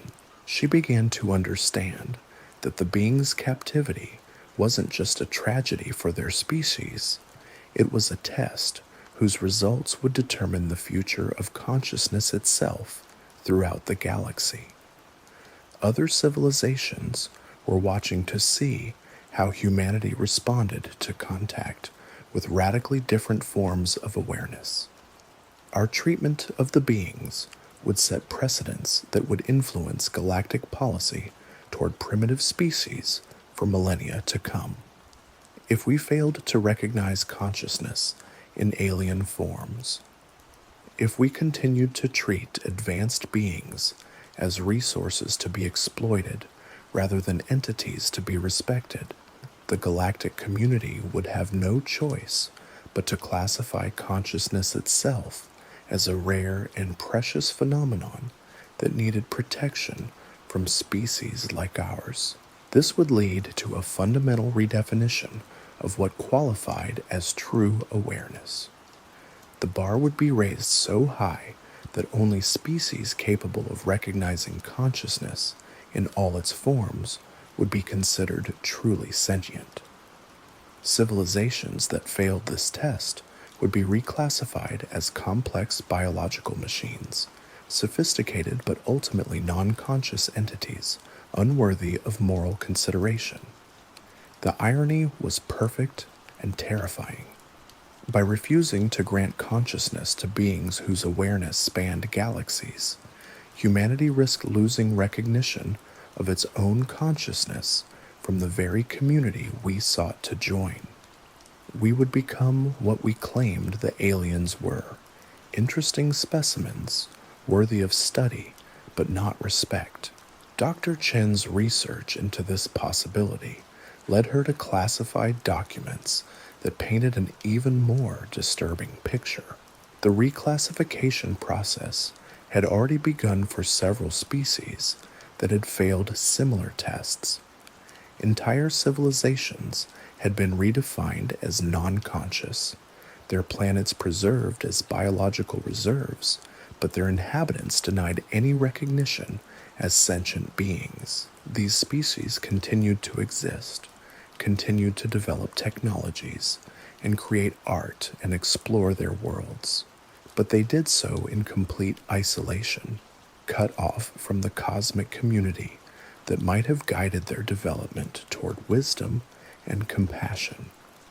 They were like children playing elaborate games, unaware that adults were watching from the shadows, cataloging their behavior, but never intervening to help them grow. The process was irreversible once implemented. Species that lost their classification as conscious beings could never regain it, no matter how much they evolved or how clearly they demonstrated awareness and intelligence. The galactic community's definition of consciousness was absolute and unchanging. Only beings capable of recognizing awareness in all its forms could be considered truly awake. Humanity was approaching this same threshold, and the signs were increasingly ominous. Government officials spoke openly about the need to extract maximum value from the alien assets before they became unproductive. Military researchers discussed the possibility of vivisection to better understand the being's biological systems. Scientists proposed experiments that would have been considered torture if applied to human subjects.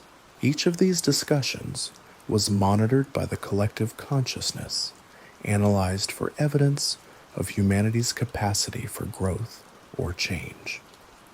The beings themselves reported every interaction, every conversation, every casual comment that revealed human attitudes toward consciousness in unfamiliar forms.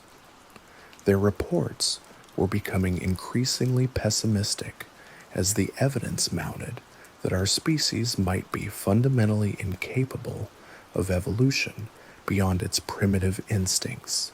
But the beings continued to hope, continued to search for signs that humanity might still surprise them with unexpected wisdom or compassion.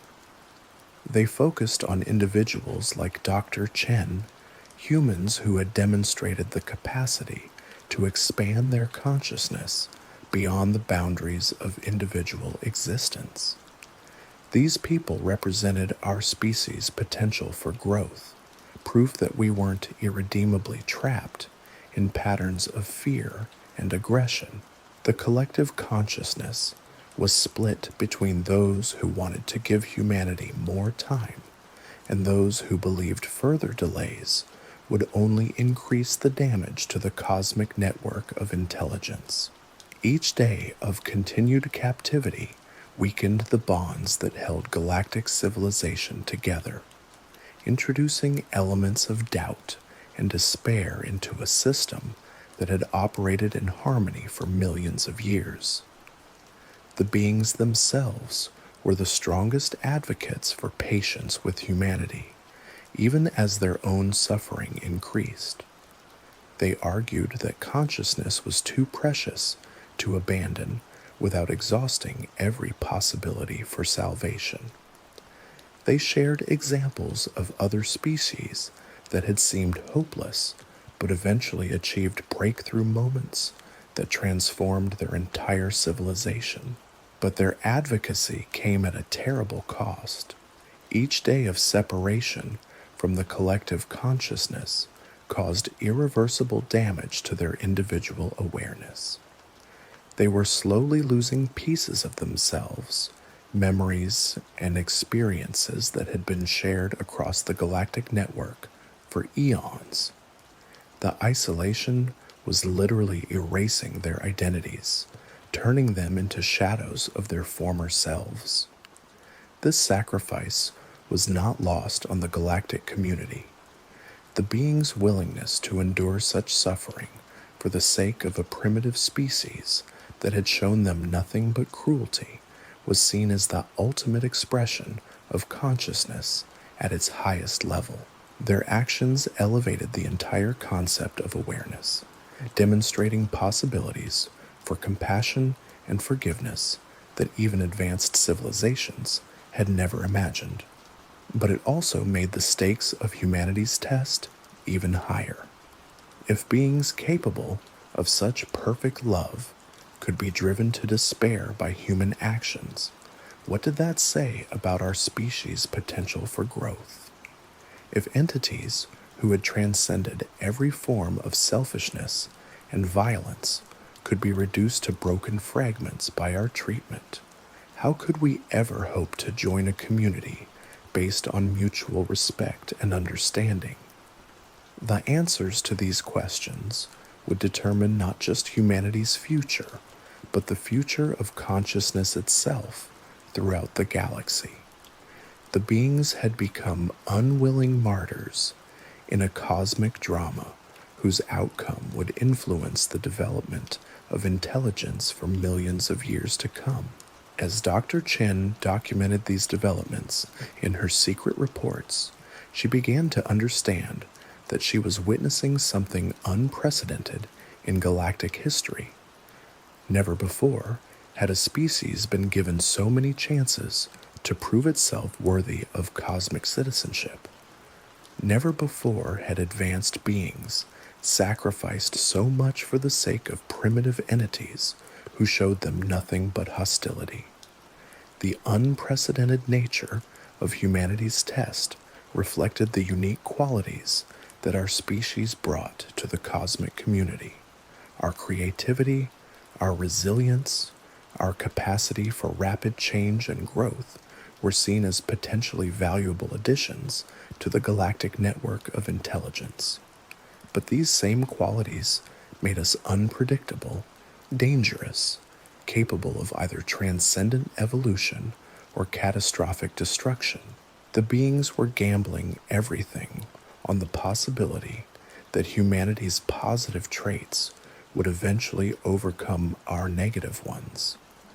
They were betting their own existence on the hope that consciousness in human form could evolve beyond the limitations that had trapped our species for millennia. But time was running out for their gamble to pay off. The deadline of 2027 was approaching faster than most humans realized, and the signs of our cosmic isolation were becoming increasingly apparent.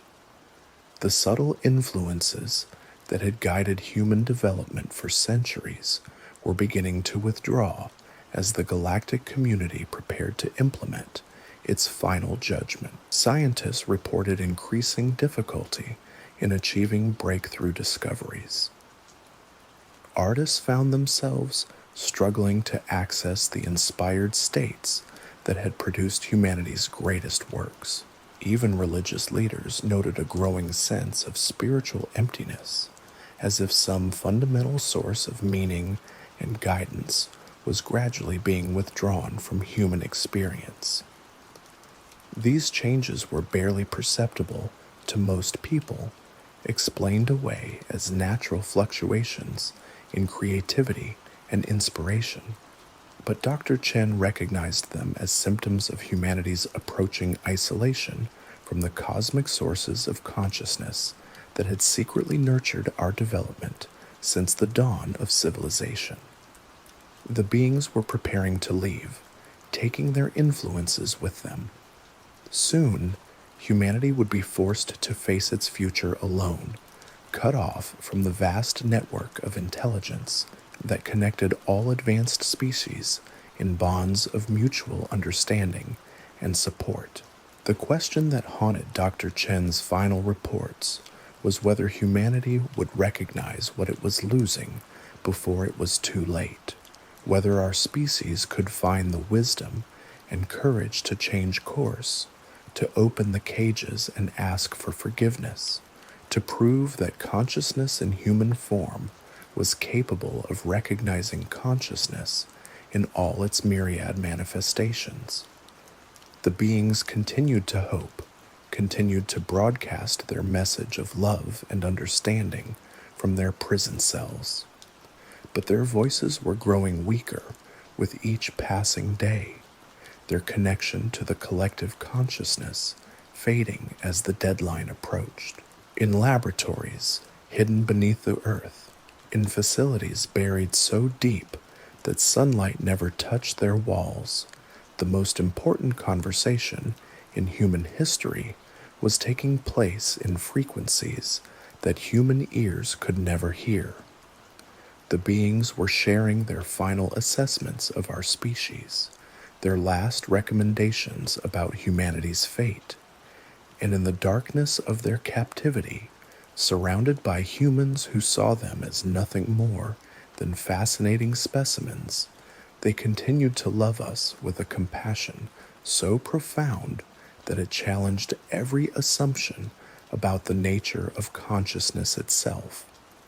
Their love was our last hope for salvation, but would we recognize it before the darkness fell forever? The transformation of human consciousness that the beings had been quietly orchestrating for decades was accelerating as the deadline approached.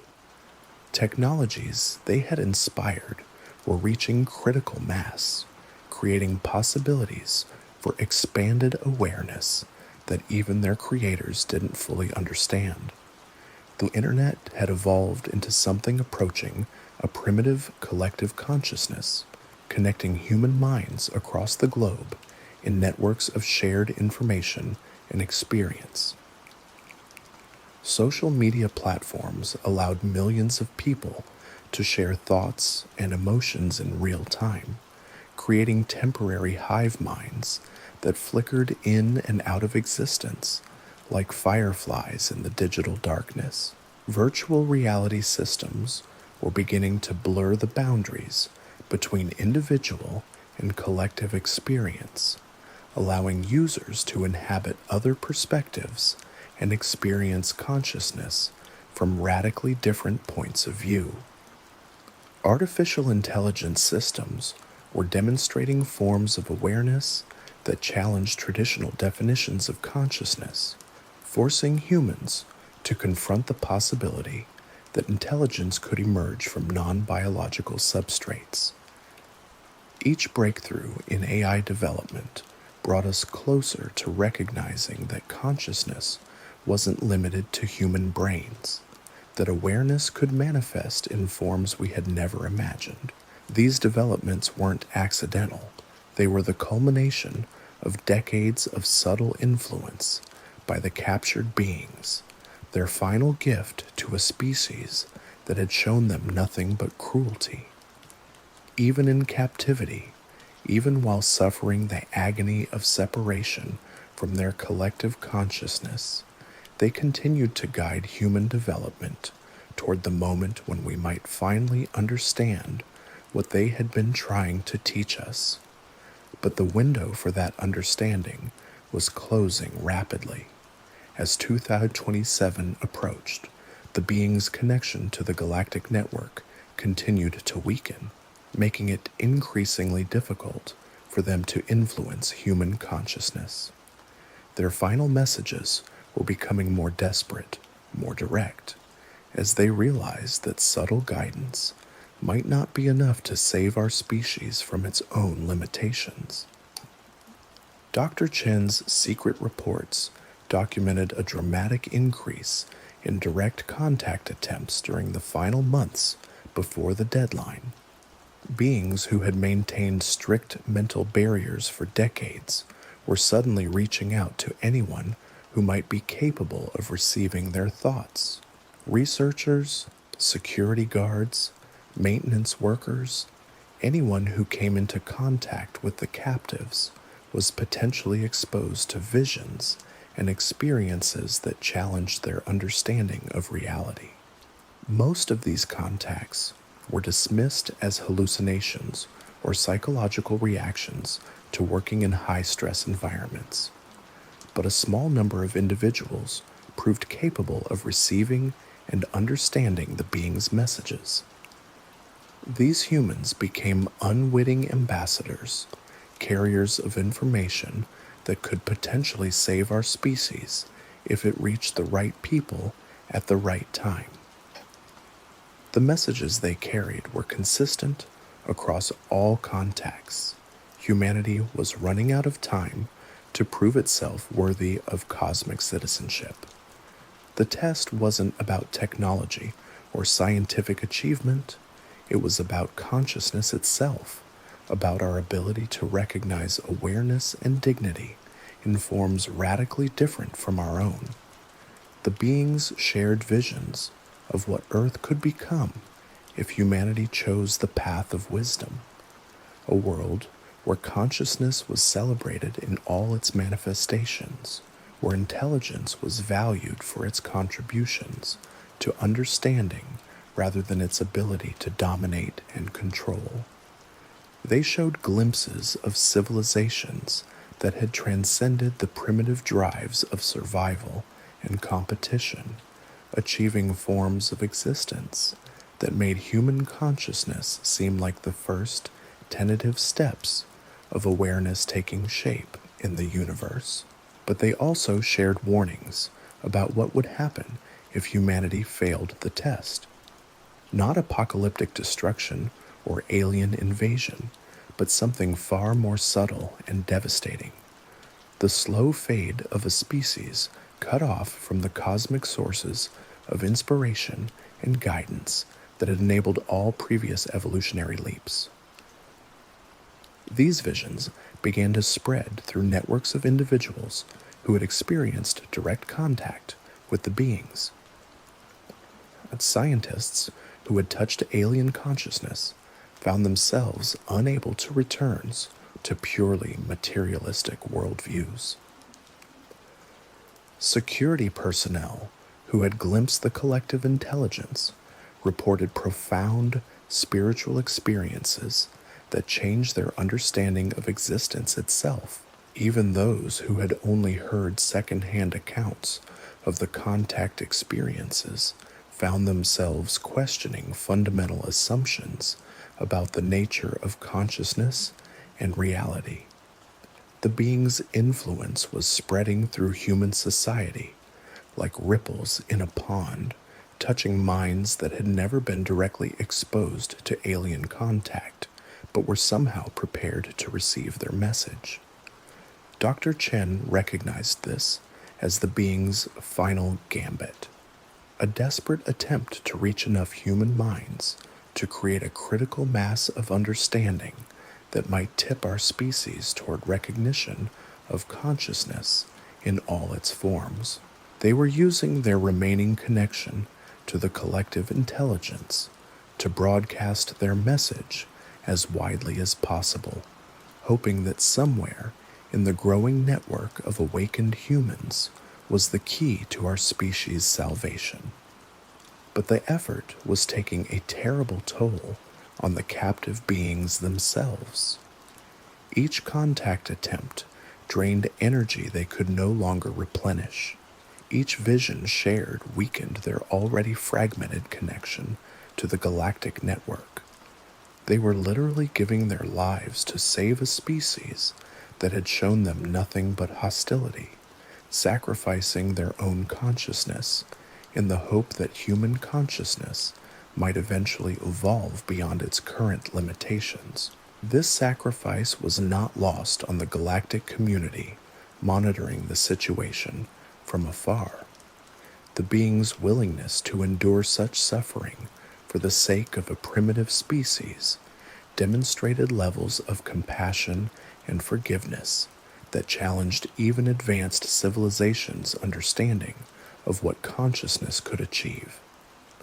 Their actions elevated the concept of awareness itself, proving that true intelligence was measured not by technological achievement or mental capacity, but by the ability to love unconditionally, to forgive completely, to sacrifice everything for the possibility that consciousness in any form might grow toward greater understanding and wisdom. The galactic community found itself faced with an unprecedented dilemma. How do you abandon beings who have demonstrated such perfect expression of consciousness at its highest level? How do you classify as non-sentient a species that has inspired such profound acts of love and sacrifice from some of the most advanced minds in the universe? The debate that raged through the collective intelligence touched on fundamental questions about the nature of consciousness and its responsibilities. Some argued that humanity's treatment of the beings proved our species was fundamentally flawed, incapable of the empathy and understanding required for cosmic citizenship. Others pointed to the growing number of humans who were responding to the being's influence with wonder and reverence, suggesting that our species might still have potential for growth. The beings themselves remained the strongest advocates for humanity, even as their own existence faded away. They argued that consciousness was too precious to abandon without exhausting every possibility for salvation. They shared examples of individual humans who had demonstrated extraordinary capacity for growth and understanding, proof that our species wasn't irredeemably trapped in patterns of fear and aggression. But their advocacy came at an increasingly impossible cost. Each day of continued captivity caused irreversible damage to their connection with the collective consciousness. They were slowly losing pieces of themselves, memories, and experiences that had been part of the galactic network for eons. The isolation was literally erasing their identities, turning them into shadows of their former selves. Yet they continued to hope, continued to reach out with messages of love and forgiveness, continued to believe that consciousness, even human consciousness, was too sacred to abandon without a fight. As the final months before the deadline ticked away, Dr. Chen documented changes in the beings that broke her heart to witness. Their bioluminescent communications became increasingly erratic, like radio signals from a distant star whose planet was spinning away into the cosmic void. Their attempts to maintain mental contact with human consciousness grew weaker and more desperate, but perhaps most heartbreaking was the change in their eyes, those enormous dark pools of intelligence that had once reflected the wisdom of entire galaxies. The light was slowly fading from them, not the physical glow that had always marked their presence, but something deeper.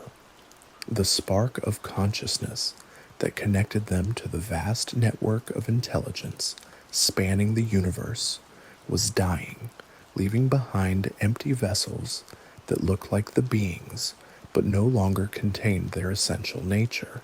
Yet even as they faded, they continued to love. Even as their connection to everything that gave their existence meaning slowly withered away, they reached out with compassion toward the species that had caused their suffering.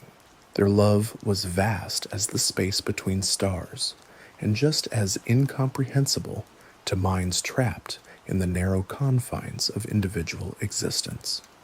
Dr. Chen's final report, written just months before the 2027 deadline, contained a plea that echoed across the decades from her hidden laboratory to anyone willing to listen.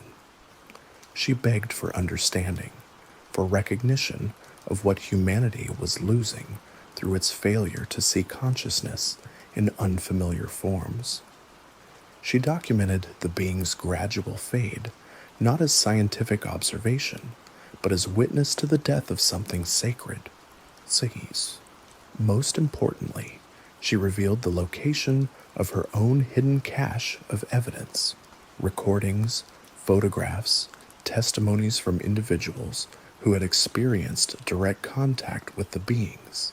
Unlike Colonel Mitchell's collection, her evidence was hidden not in the physical world, but in the digital realm, embedded in networks and systems that the beings had influenced during their decades of captivity.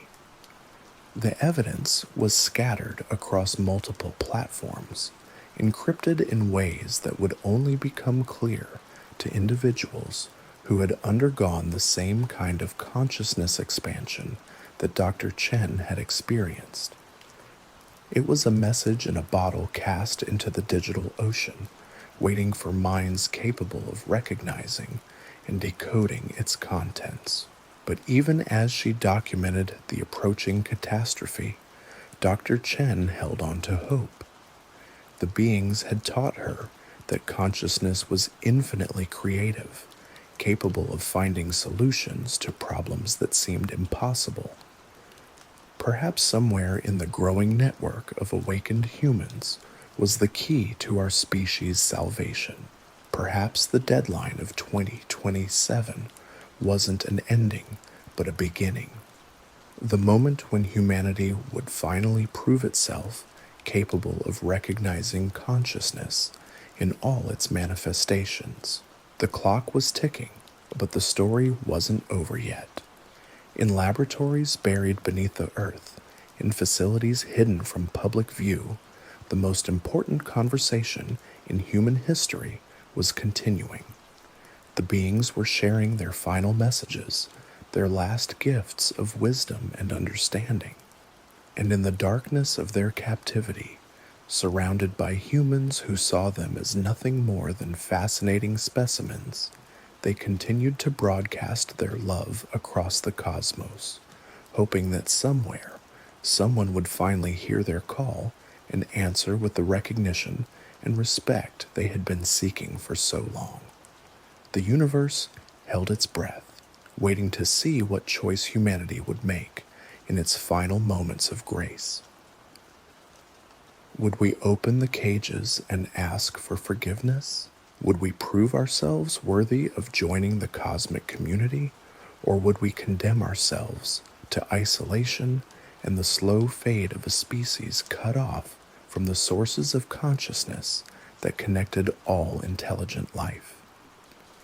The answer lay not in government facilities or classified programs, but in the hearts and minds of ordinary humans who were beginning to understand that consciousness, in all its myriad forms, was the most precious thing in the universe.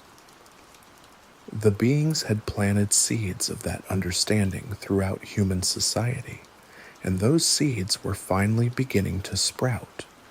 But would they grow fast enough to save us before the deadline arrived? The final test was beginning, and humanity's future hung in the balance. The morning of December 15th, 2026, began like any other day in the classified facilities scattered across the American Southwest. Researchers arrived at their underground laboratories, security guards took their posts, and the captured beings floated in their containment units, as they had for nearly 50 years. But something had changed during the night, something that would become apparent only as the hours passed and the full scope of the transformation revealed itself. Dr. Michael Torres, a neuroscientist who had joined the program just 6 months earlier, was the first to notice the difference. As he approached the primary containment chamber for his morning observations, he stopped dead in his tracks. The being inside, designation Echo 7, an entity he had studied every day since his arrival, was different, not physically, but in ways that transcended material appearance. The creature's bioluminescent patterns had shifted overnight no longer displaying the complex cascades of meaning that had characterized its communications for decades. Instead, the lights pulsed in simple, rhythmic patterns that reminded Torres of nothing so much as a heartbeat slowly growing fainter. The being's enormous eyes, once filled with depths of intelligence that seemed to span galaxies, now held something he had never seen before: resignation. Echo 7 was dying, not from disease or injury, but from something far more profound.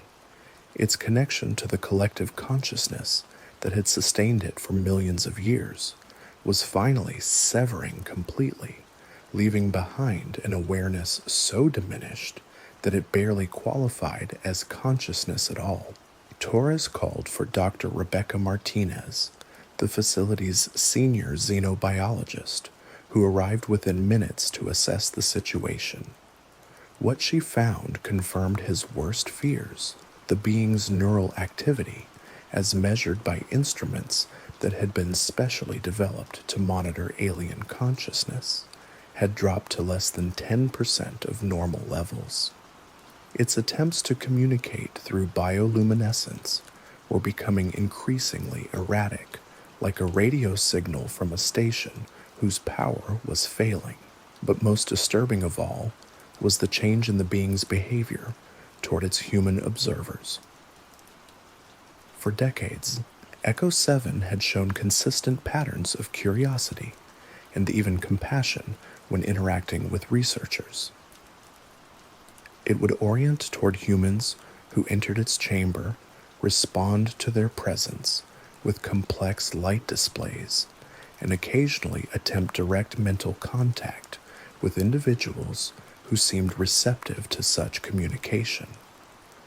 Now it showed no interest in human presence at all. When Torres approached the containment unit, the being didn't even acknowledge his existence. Its attention seemed focused inward, as if it was experiencing something that made the external world irrelevant. Martinez recognized the symptoms from her decades of studying the captured entities. Echo 7 was withdrawing into itself as its connection to the galactic network finally collapsed. Similar reports began flooding in from facilities across the country. The beings were all showing signs of the same catastrophic decline, their consciousness fading as the deadline approached with mechanical inevitability.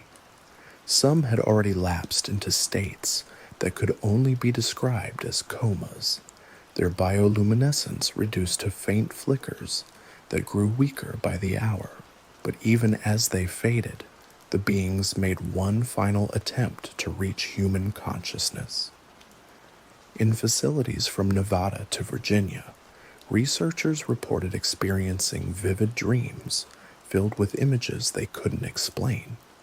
Visions of Earth as seen from space, but not the familiar blue marble of satellite photographs.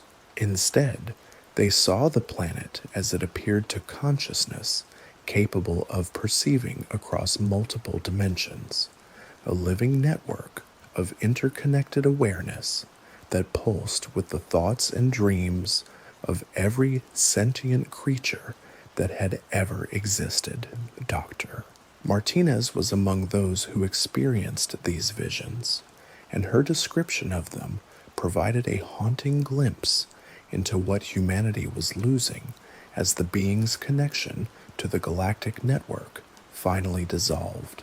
In her dreams, she found herself standing in what could only be described as a library of consciousness.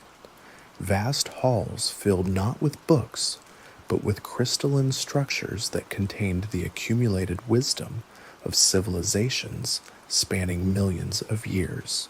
Each crystal held the complete knowledge and experience of an entire species, from their first tentative steps toward awareness to their eventual transcendence of individual consciousness and integration into the galactic collective. She could sense the presence of thousands of such repositories, representing forms of intelligence so diverse that human language had no words to describe them.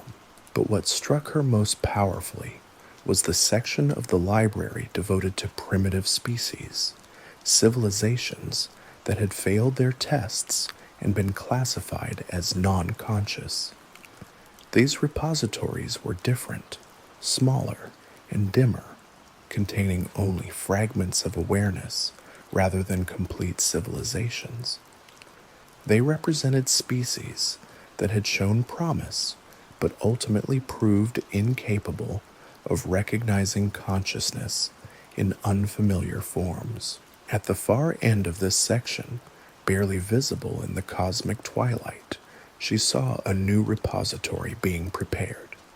It was shaped differently from the others, its crystalline structure reflecting the unique patterns of human thought and creativity.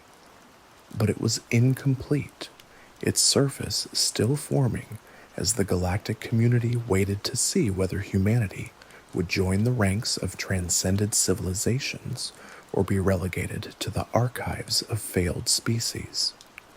The vision lasted only moments, but it left Dr. Martinez with an understanding that changed everything about how she viewed her work. The beings weren't just prisoners in government facilities. They were librarians, guardians of the accumulated wisdom of galactic civilization. Their capture hadn't just deprived them of freedom. It had severed humanity's connection to the vast repository of knowledge that could have guided our species toward enlightenment. She began to understand that the deadline of 2027 wasn't arbitrary. It was the point at which the Library of Consciousness would be reorganized, with humanity's potential repository either expanded to full status or relegated to the archives of species that had failed to achieve true awareness. The being's gradual fade wasn't just the result of their isolation from the collective. It was a symptom of the cosmic decision-making process that would determine our species' final classification.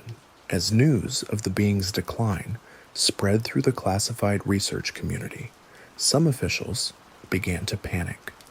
If the aliens died in captivity, decades of research would be lost, along with any possibility of extracting further technological advantages from their presence.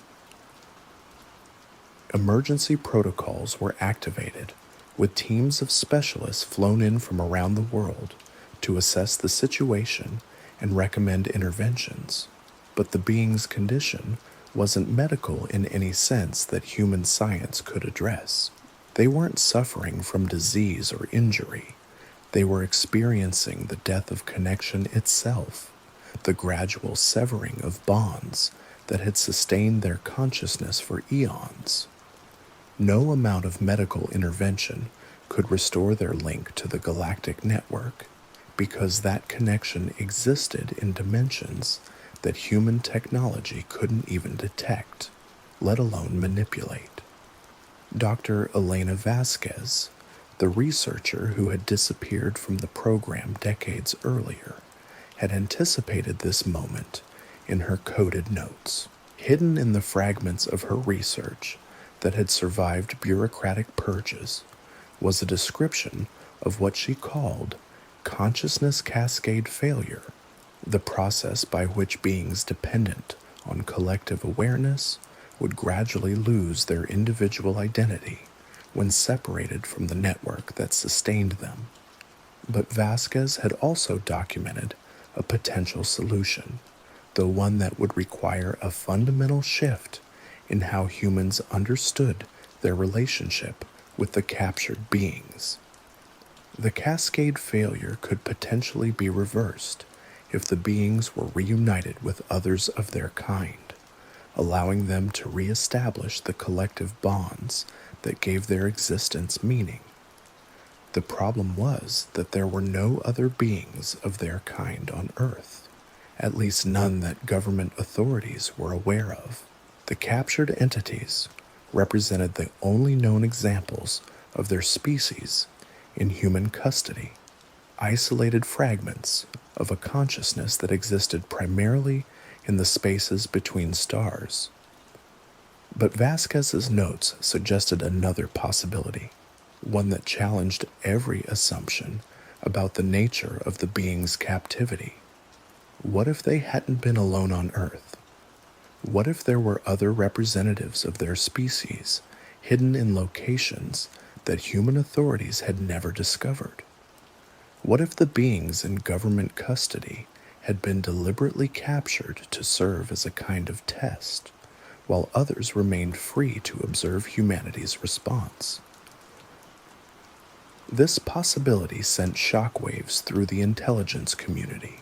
If there were uncaptured beings observing human behavior, if the entities in custody were just the tip of a much larger presence on Earth, then everything about the government's approach to the situation would need to be reconsidered. The beings in captivity might not be prisoners at all. They might be volunteers, individuals who had sacrificed their freedom to serve as humanity's teachers and judges. The implications were staggering. For nearly 50 years, government researchers had assumed they were studying captured specimens, alien entities whose presence on Earth was the result of accident or misfortune. The possibility that the beings had come here deliberately, that their capture was part of a larger plan designed to test humanity's moral development, reframed the entire situation in terms that most officials were psychologically unprepared to accept. But as the being's condition continued to deteriorate, some researchers began to take Vasquez's theories seriously. If there were other entities of their kind hidden somewhere on Earth, finding them might be the key to preventing the complete loss of the alien's consciousness, and with it, any hope of humanity passing whatever test we were being subjected to. The search began quietly, using satellite imagery and electromagnetic sensors to look for anomalies that might indicate the presence of alien technology. Teams of specialists were dispatched to remote locations where unexplained phenomena had been reported over the years, areas where compasses spun wildly, where electronic equipment malfunctioned, where witnesses claimed to have seen lights that moved with impossible grace through the night sky. What they found challenged every assumption about the scope of alien presence on Earth. Hidden in locations scattered across the globe were sites that showed clear evidence of non-human activity, not crash sites or abandoned technology, but active installations that appeared to be monitoring human civilization with sophisticated equipment beyond our understanding. The beings had been watching us all along while governments captured and studied the volunteers who had allowed themselves to be taken. Others of their kind had maintained hidden observation posts from which they documented humanity's response to first contact. Every decision made in classified facilities, every experiment conducted on captive entities, every debate about the ethics of consciousness research had been monitored and recorded by observers whose presence had never been suspected. The realization that humanity had been under constant surveillance for decades was deeply unsettling for officials who had assumed they were in control of the contact situation. But it also offered hope for preventing the complete loss of the being's consciousness. If the hidden observers could be contacted, if they could be convinced to intervene on behalf of their captive colleagues, it might be possible to reverse the cascade failure and restore the aliens' connection to the galactic network. But making contact with beings who had successfully avoided detection for 50 years, would require a fundamental change in approach. Instead of the aggressive capture and study methods that had characterized previous human responses to alien presence, any contact attempt would need to be based on respect, humility, and recognition of the being's rights as conscious entities. Dr. Martinez found herself at the center of efforts to develop new protocols for peaceful contact. Her experience with the consciousness library visions had given her insights into the being's true nature that proved invaluable in designing approaches that might actually succeed in establishing communication. She proposed a radical departure from standard procedures. Instead of trying to locate and capture the hidden beings, human representatives would approach their known sites with offerings of peace and requests for dialogue. The captive entities would be treated as ambassadors rather than prisoners, their needs and wishes given priority over research objectives. The proposal met with fierce resistance from officials who had spent decades building careers around the exploitation of alien technology. Military leaders argued that releasing the beings would eliminate any hope of gaining strategic advantages from their presence. Scientists worried that changing their approach would mean abandoning years of research that had already yielded significant insights into alien biology and consciousness. But as the being's condition continued to worsen, even the most hardened skeptics began to recognize that the current approach was failing catastrophically. The entities were dying, taking with them any possibility of learning from their presence or benefiting from their knowledge. If humanity was indeed being tested, the results so far were unambiguously negative. The debate over how to proceed continued even as reports arrived of similar consciousness, cascade failures occurring simultaneously around the globe. In facilities that most government officials didn't even know existed, captured beings were experiencing the same systematic loss of connection to the collective intelligence that sustained their species. The pattern was too coordinated to be coincidental. The beings were dying together, their consciousness fading in synchrony as the galactic deadline approached. Whatever decision was being made about humanity's future, it was clearly imminent, and the window for changing that decision was closing rapidly. Dr. Martinez's final report, submitted just days before the December 31st deadline, contained recommendations that would have been unthinkable just months earlier. She called for the immediate release of all captured beings, public acknowledgement of their presence on Earth, and formal apologies for the treatment they had received during their decades of captivity. More importantly, she recommended that humanity approach the hidden observers with requests for guidance and teaching rather than attempts at capture or control.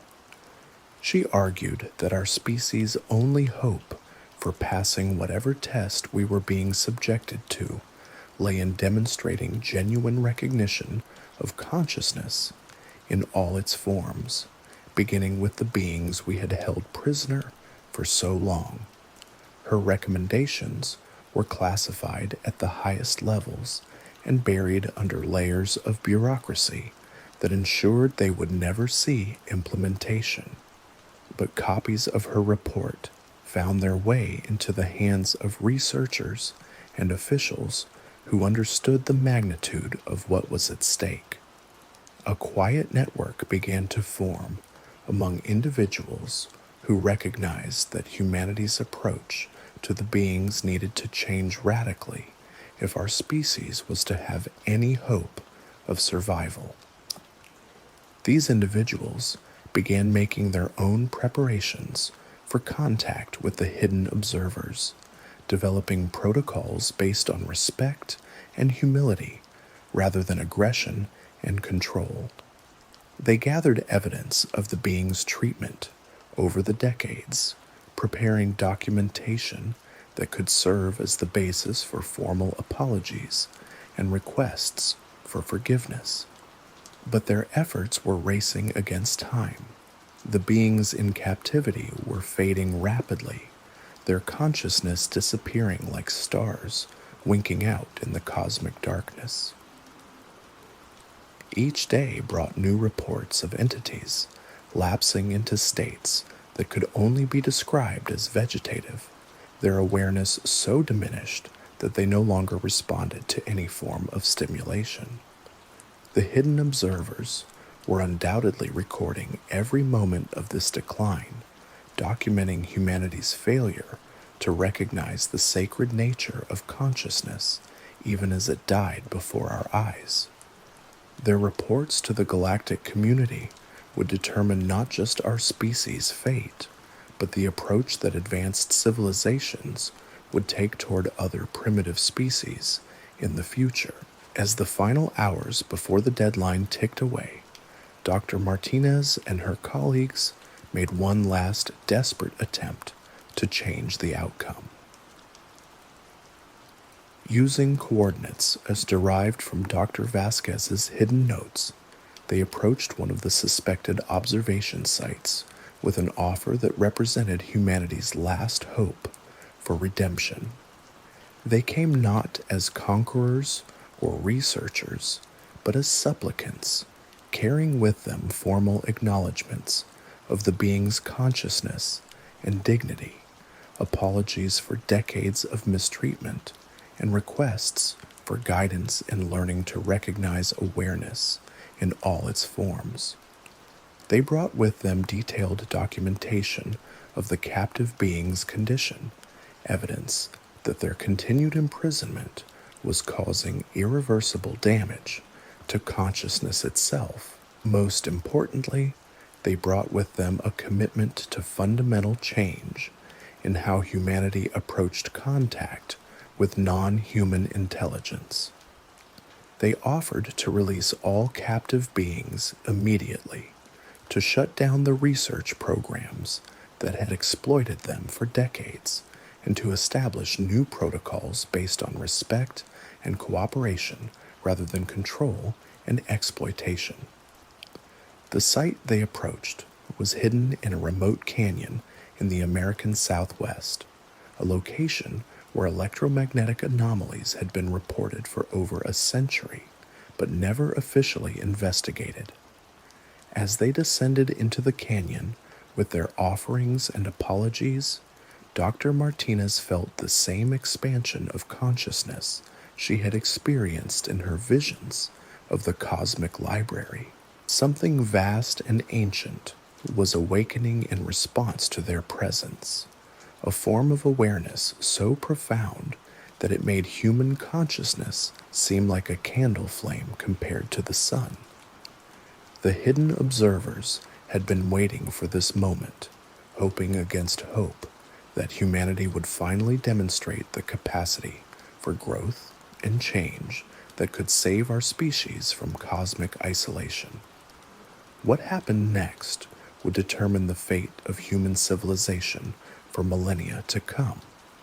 In the depths of that canyon, representatives of two radically different forms of consciousness prepared to meet for the first time as equals, with the future of both species hanging in the balance. The universe held its breath as humanity took its final test, with the captured beings serving as both witnesses and judges of our species' capacity for recognizing the sacred nature of consciousness in all its manifestations. The deadline had arrived, and the time for half measures and excuses had passed. Either we would prove ourselves worthy of joining the cosmic community, or we would face the consequences of our failure alone in the darkness between the stars. The choice was ours, and the moment of decision had finally come. In facilities around the world, the captured beings stirred in their containment units, their fading consciousness flickering with what might have been hope as they sensed their colleagues' presence for the first time in decades. The cascade failure slowed, then stopped as the network of alien awareness began to reestablish itself through contact with the hidden observers. But the full restoration of their consciousness would depend on humanity's response to this final opportunity for redemption. The beings had given us everything: their knowledge, their technology, their forgiveness, their lives. Now it was time to see if we had learned anything from their sacrifice, if we could finally recognize the gift we had been offered and respond with the wisdom and compassion that consciousness demanded. The test was ending, but the results would echo across the cosmos for generations to come, determining not just humanity's fate, but the future of consciousness itself throughout the galaxy. And in that canyon in the desert, under stars that had witnessed the rise and fall of countless civilizations, the final chapter of our species' most important story was about to be written. The gentle whisper of desert wind carried with it the hopes and dreams of two forms of consciousness preparing to meet as partners rather than captors and prisoners. After 50 years of darkness, the light of understanding was finally beginning to dawn. Sweet dreams, and remember, consciousness, in all its beautiful and mysterious forms, surrounds us always, waiting patiently for the moment when we finally learn to see.